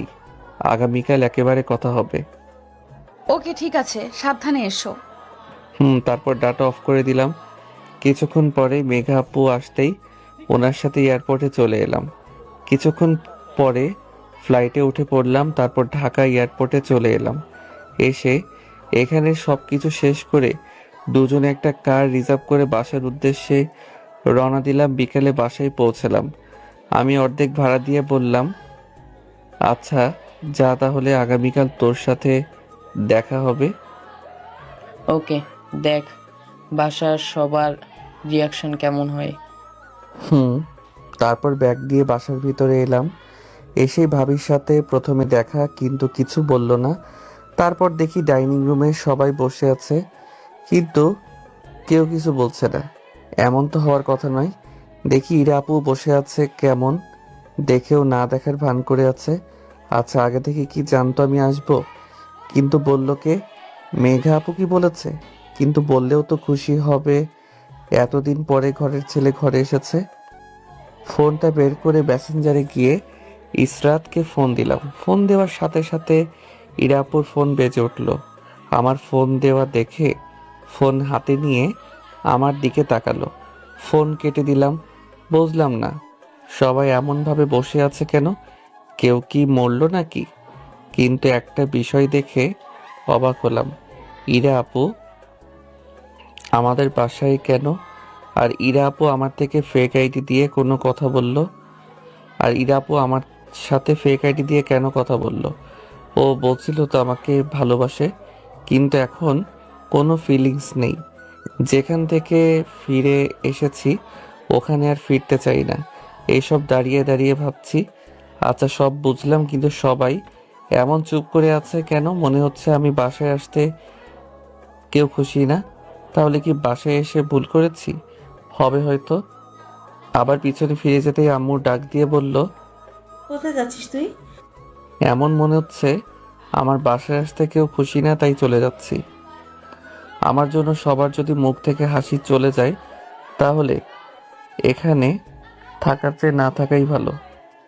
এক পা বাড়িয়ে দেখ, তোর পা ভেঙে রেখে দিব। তুই চিনিস আমাকে? রাগ দেখানোর কি আছে বুঝলাম না। আম্মু আর ভাবি আমার কাছে এলো। আমার মন বলছে কপালে মাইর আছে, কিন্তু মারবে কেন? তোমাদের দেখে সুবিধার মনে হচ্ছে না। তোমরা কি আমাকে মারতে আসছো? না বাপজান, তোমাকে মারবো কেন? আদর করব। কত বছর পর ঘরে ছেলে ঘরে ফিরেছে। কিন্তু আমার মন তো বলছে এখন আমার কপালে মাইর আছে, আদর না। তোমার মন ভুল বলছে। অপেক্ষা করো, আদর যত্নের কমতি থাকবে না। ভাবি আর আম্মু আমার কাছে এলো। আম্মু এসেই মারতে শুরু করলো। আরে মারছো কেন? ব্যাগ রেখে দিয়ে আম্মুকে জড়িয়ে ধরলাম। আম্মু কেঁদে দিল। আচ্ছা কান্না করছো কেন? তুই আমাকে ছেড়ে কিভাবে এতদিন থাকতে পারলি? আচ্ছা আর যাব না। ওকে, তোমাকে ছেড়ে কোথাও যাব না। এবার কান্না থামাও আমার সোনা আম্মু, আমার রূপা আম্মু। আম্মু কান্না থামিয়ে বলল, তুই আমাকে একটু ভালোবাসিস না? আরে দূর, তোমার মুখে এমন কথা মানায় নাকি? যদি গার্লফ্রেন্ড এমন কথা বলতো তাহলে ঠিক ছিল। আচ্ছা ভাবি কেমন আছে বলো? তোমার সাথে কোনো কথা নেই। আমার সাথে কথা বলবা না কেন? এমনিতে ইচ্ছে হয়েছে তাই। তোমার ভাইয়া আমাকে কথা শোনার সাহস পায়নি, সেখানে তুমি আমাকে কি কি বলেছো মনে আছে? তাই তোমার সাথে কথা বলবো না। আহারে, আচ্ছা কি বলেছি মনে তো নেই। আচ্ছা আম্মু এখন তো ছাড়ো, রেস্ট নিতে হবে তো। আর এই ব্যাগে তোমাদের জন্য কিছু কিছু জিনিস নিয়ে আসছি, দেখে নাও। আচ্ছা আমি কি রেস্ট নেই? ওকে যাও। তারপর ঘাড়, ব্যাগ আর যেটাই আমার পোশাক আছে ওটা নিয়ে রুমে চলে এলাম। দেখি আমার রুম ঠিকঠাক সুন্দর করে গোছানো আছে। আমি যে আসবো ওটা তো আগেই লিক হয়ে গেছে। তারপর ব্যাগ রেখে পোশাক নিয়ে ওয়াশরুমে এলাম। তারপর ফ্রেশ হয়ে এসে দেখি ইরা আপু আমার বিছানায় বসে আছে। কেমন আছো? জি আলহামদুলিল্লাহ ভালো, আপনি? আমার গিফট কোথায়? যদি জানতাম যে ওটা আপনি তাহলে কখনো কথা বলতাম না। এত রাগ কিসের? কিছুই না, কিন্তু আপনি আমার রুমে কি করছেন বুঝলাম না। আমার গিফট নিতে আসলাম। কি নিয়ে আসছো সেটা দাও। আমি আপনার জন্য কিছু নিয়ে আসিনি, যার জন্য নিয়ে আসছি তার কাছে আস্তে আস্তে পার্সেল করে দিয়েছি। কি? জি, আমার রুম থেকে এখন গেলে খুশি হব, আমি ঘুমাবো। কিন্তু তুমি কোনো ঠিকানা পাঠিয়েছো? আপনি আমাকে যেই ঠিকানা দিয়েছিলেন এটাই, আর আমি আপনাকে কিছু বলেছি সেটা কি আপনি শুনতে পাননি? যাচ্ছি যাচ্ছি, এত রাগ দেখানোর কি আছে? ইরা আপু যেতেই শুয়ে পড়লাম। শুয়ে আছি তখন ইরা আবার এসে বলল, খাবা না? আপনার মনে হয় সকাল থেকে না খেয়ে আছি? সামান্য কমন সেন্স বলে কিছু নেই? একদম মাথা মোটা বলবা না। মাথা মোটা? আপনি কি আমার রুম থেকে যাবেন? ইরা আপু চলে গেল, কেমন ঘুম ঘুম পাচ্ছে, তাই ঘুমিয়ে পড়লাম। রাতে ঘুম ভাঙলো, ঘুম থেকে উঠে ফোন হাতে নিয়ে দেখি রাত 10টা বাজে, তাই ওয়াশরুমে গিয়ে ফ্রেশ হয়ে নিচে এলাম। দেখি বাসার সবাই বসে আছে, ভাইয়ার কোলে পিচ্চিটা আছে, তাই গিয়ে কোলে নিলাম। আব্বুকে উদ্দেশ্য করে বললাম, কেমন আছেন আব্বু? আলহামদুলিল্লাহ ভালো, তুই? আলহামদুলিল্লাহ ভালো। আব্বুর চোখে পানি টলটল করছে, হয়তো কেঁদে দিবে। 3 বছর পর আব্বু বলে ডাকলাম, ঠিক নেই। আর 3 বছর পর আজকেই প্রথম কথা বললাম। আপনার শরীরের অবস্থা কেমন? ভালো, তোর? এই তো ভালোই। সরি তোকে ওভাবে মারার জন্য, আমাকে মাফ করে দে। কথাটা বলেই আব্বু কেঁদে দিল। আমার অপরাধের জন্য মেরেছেন সেটা সমস্যা নাই, আর সরি এতদিন কথা না বলার জন্যে। আচ্ছা, আমি পিচ্চিকে নিয়ে ছাদে গেলাম। আমারও কেমন চোখ দিয়ে পানি বেরিয়ে আসতে চাইছে। আমার তো কম কষ্ট হয়নি, সব হয়েছে ওর জন্য। ভাইয়ের ছেলেকে কোলে নিয়ে ছাদে চলে এলাম। ও আমার গলা জড়িয়ে ধরে আছে। এক কোনায় এসে দাঁড়িয়েছি, চোখ থেকে কেন যেন পানি পড়ছে। কোনো বাদ মানতে চাইছে না। কারো আসার উপস্থিত অনুভব করলাম, তাই চোখ মুছে নিলাম। পিছনে ঘুরে দেখি আম্মু। তোর এমন ব্যবহারের জন্য কত কেঁদেছে জানিস? তোকে শাসন করার অধিকার ওনার আছে মানছে, ওভাবে মারা তো তোকে ঠিক হয়নি। আমি কি কষ্ট পাইনি? আচ্ছা সেসব বাদ দাও, যা হবার হয়েছে, পুরোনো কথা বাদ দাও। আমিও অনেক অনুতপ্ত। খাবি না? কবে কি খেয়েছিস না খেয়েছিস ঠিক আছে, ঠিক নেই। আচ্ছা, তোকে একটা কথা বলবো, রাখবি? আমি বুঝতে পারছি তুমি কি বলতে চাইছো, কিন্তু আমি ওই মেয়েকে বিয়ে করতে পারবো না। তুই জানতে চাইবি না মেয়েটা কেন তোর সাথে এমন করেছিল না করেছিল? মেয়েটা তো তোকে তোর আগে থেকে ভালোবাসে। ইচ্ছা নেই জানার। ওকে বাদ দিয়ে যাকে বলবা তাকেই বিয়ে করব। তুই আমাকে ছুঁয়ে বলতো যে তুই ওই মেয়েকে ভালোবাসিস না, তাহলে আমি অন্য জায়গায় তোকে বিয়ে দিয়ে দিব। এইসব কেমন কথা? আর এই শিরো কবে থেকে করতে শুরু করেছো শুনি? আমার কথা শুনে আম্মু আর কিছু বলল না। আচ্ছা ঠিক আছে, তোর ইচ্ছে, আর খেতে আয়। যাও আসছি। আর এই পিচ্চিকে নিয়ে যাও, ঘুমিয়ে গেছে। আম্মু লাবিবকে নিয়ে চলে গেল। আমি চুপ করে রেলিং ধরে দাঁড়িয়ে থাকলাম। একটু পরে আবারও কারো আসার উপস্থিতি অনুভব করলাম। পিছনে না ঘুরে বললাম, আম্মু আসছি, যাও না। আমি তোমার আম্মু না। কিছু কি বলবেন? বলার তো অনেক কিছুই আছে, কিন্তু তোমার শোনার টাইম আছে কিনা? যা বলার শর্টকাটে বলেন, শুনছি। সরি। কিসের জন্য? শুনেছিলাম যে তোমার আব্বু অনেক রাগী, কিন্তু উনি যে এত রাগী সেদিন না দেখলে জানতেই পারতাম না। তোমাকে সেদিন মার খাওয়ানোর পর থেকে অনুতপ্ত ছিলাম, কিন্তু ওটা যে কবে ভালো লাগা থেকে ভালোবাসায় পরিণত হয়েছিল বুঝতেই পারিনি। তার উপর আমার চাচাতো বোনের সাথে তোমার ভাইয়ার বিয়ে ঠিক হয়ে গেছিল। এই দিকে ভেবেছিলাম যদি আমার জন্য আপুর সংসার ভাঙতে বসে বা কোনো সমস্যা তৈরি হয়, আর তোমার আব্বু যেই রাগী সেই ভয়ে তোমাকে বলার সাহস বা তোমার প্রপোজাল একসেপ্ট করতে সাহস পাইনি। সেদিন সকালে তুমি আমার হাত শক্ত করে ধরাতে কাঁচের চুড়ি ভেঙে হাতে কেটে গিয়েছিল। তার উপর তোমার আব্বু এসে দেখে নিয়েছিল। তারপর কি থেকে কি হলো বুঝতেই পারিনি। তুমি হসপিটালে ভর্তি হওয়ার পর মন চাইতো ছুটে তোমার কাছে যেতে, কিন্তু ভয় আর লজ্জায় যেতে পারিনি। বুঝলাম, আমি কিছু মনে করিনি, আমি বুঝতে ভুল করেছিলাম। আমাকে কি এখনো ভালোবাসা যায় না? আমাকে কি এখন ভালোবাসা যায় না? তোমার ভালোবাসাটা যে আমার প্রয়োজন। ভালোবাসলেই কি কাছে পাওয়া খুব জরুরি? কার জরুরি কার না বলতে পারবো না, কিন্তু আমার জরুরি। আমার গার্লফ্রেন্ড আছে। তোমার কোনো গার্লফ্রেন্ড নাই আমি জানি। তুমি তো বলেছো তোমার কোনো গার্লফ্রেন্ড নাই। আপনাকে মিথ্যা বলেছি? মনে আছে ওই নীলার কথা? ওর সাথে আমার রিলেশন আছে। তুমি মিথ্যা বলছো তাই না? আপনাকে মিথ্যা বলে লাভ কি? আগে বললে হতো না? তাহলে এত বছর অপেক্ষা করতাম না। আমি আপনাকে বারবার বলেছি, কিন্তু আপনি শুনেননি। এতে আমার দোষ কোথায়? আর আমার সামনে এমনভাবে কাঁদবেন না।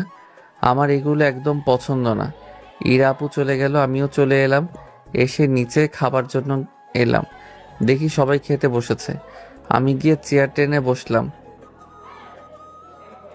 বিজনেস করব, যদি 20 থেকে 25 লাখ টাকা দেয় তো অন্যের অধীনে চাকরি করা আমার পছন্দ হবে না। কি বিজনেস করবি? সুপার শপ দিয়ে শুরু করব। যখন টাকা লাগবে বলিস। তবে সব থেকে বড় কথা হলো জায়গা পাবি কোথায়? বাজারের মধ্যে নিতে হবে এমন তো নয়, বাজারে আশেপাশে জায়গা দেখতে হবে। আশেপাশের বাজারে কোথাও সুপার শপ নেই, ওটাই দিব। ওকে, আমি দেখছি কোথায় পাওয়া যায়। কোথাও খাবে না। আমি দেখছি কি হয়েছে। ভাবি চলে গেল, আমি চুপচাপ খেতে থাকলাম। ভাবিকে দেখে ইরা আপু কান্না করছে। এমনটা দেখে ভাবি বললেন, কি হয়েছে তোর, কান্না করছিস কেন? ওর নাকি গার্লফ্রেন্ড আছে। কলেজে থাকতে ওদের সাথে একটা মেয়ে থাকতো, নাম নীলা। ওর সাথে নাকি রিলেশন আছে। তোকে মিথ্যে বলেছে ও। ওর কোনো গার্লফ্রেন্ডই নেই। মনে হয় না ও মিথ্যা বলছে। আমি চলে যাচ্ছি আগামীকাল সকালে। কি আর বলবো তোকে, কি আর বলবো তোকে, আগেই সবকিছু বলেছি। তোর ভাইয়াও বলেছিল, কিন্তু তুই আমার কথা শুনিসনি। আচ্ছা এখন খেতে আয়, যাবি তো যাবি। একটু পরে ভাবি আর ইরা আপু আসলো, এসে খেতে বসলো। তারপর খাওয়া শেষ হতেই ছাদে চলে এলাম। ছাদে দোলনা আছে, হয়তো ভাইয়া এটা লাগিয়েছে, আমি থাকতে ছিল না। ওখানে এসে বসলাম। অনেকক্ষণ ধরে বসে আছে, লাইটের আলোয় দেখলাম ইরা আপু আসলো, গিয়ে ছাদের এক কোণে গিয়ে দাঁড়ালো। আমি একবার তাকিয়ে নিজের মতো করে ফোন টিপতে থাকলাম। একটু পরে দেখি ইরা আপু আমার পাশে দাঁড়ালো, এসে দাঁড়িয়ে আছে, কিছু বলছে না। আপনি কিছু কি বলবেন? এমনভাবে দাঁড়িয়ে আছেন কেন? না কিছু না, আগামীকাল সকালে বাসায় চলে যাব। আর সরি। এটা আমাকে বলার কি আছে শুনি? আর সরি বা কিসের জন্য? না এমনিতেই। হীরা আপু চলে গেল, আমি অমনভাবে বসে থাকলাম। দূর, শুয়ে যাই। শুয়ে থাকতে থাকতে কবে চোখ লেগে আসছে বুঝতে পারিনি। হঠাৎ কারো ডাকে ঘুম ভাঙলো, তাকিয়ে দেখি ইরা আপু। তুমি এখানে ঘুমিয়ে আছো কেন? বুকের উপর থেকে ফোন হাতে নিয়ে দেখি রাত 1টা বাজে। এত কবে বাজলো? আপনি এত রাতে এখানে? এমনিতেই রুমে ভালো লাগছে না, তাই এখানে আসা।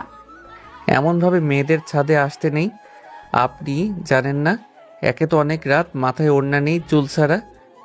ইচ্ছে হয়েছে তাই? তোমার কোনো সমস্যা? জি না। তারপর দোলনা থেকে উঠে রুমে চলে এলাম। পিছনে পিছনে ইরা আপু ছাদের দরজা লাগিয়ে এলো। আমি আমার রুমে এসে শুয়ে পড়লাম। তারপর দিলাম ঘুম। পরের দিন সকালে আম্মুর ডাকে ঘুম ভাঙলো। ঘুম থেকে ফোন হাতে নিয়ে দেখি 10টা বাজে। তোর নাকি গার্লফ্রেন্ড আছে? ওর বাসার ঠিকানাটা দে তো, কথা বলবো ওর পরিবারের সাথে। এত তাড়াহুড়ো করার কি আছে?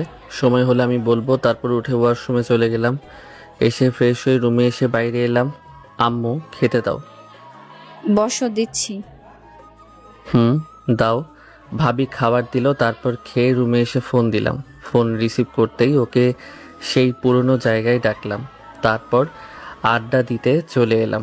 কি রে, তোর বাসার লোকজনের রিয়াকশন কেমন ছিল?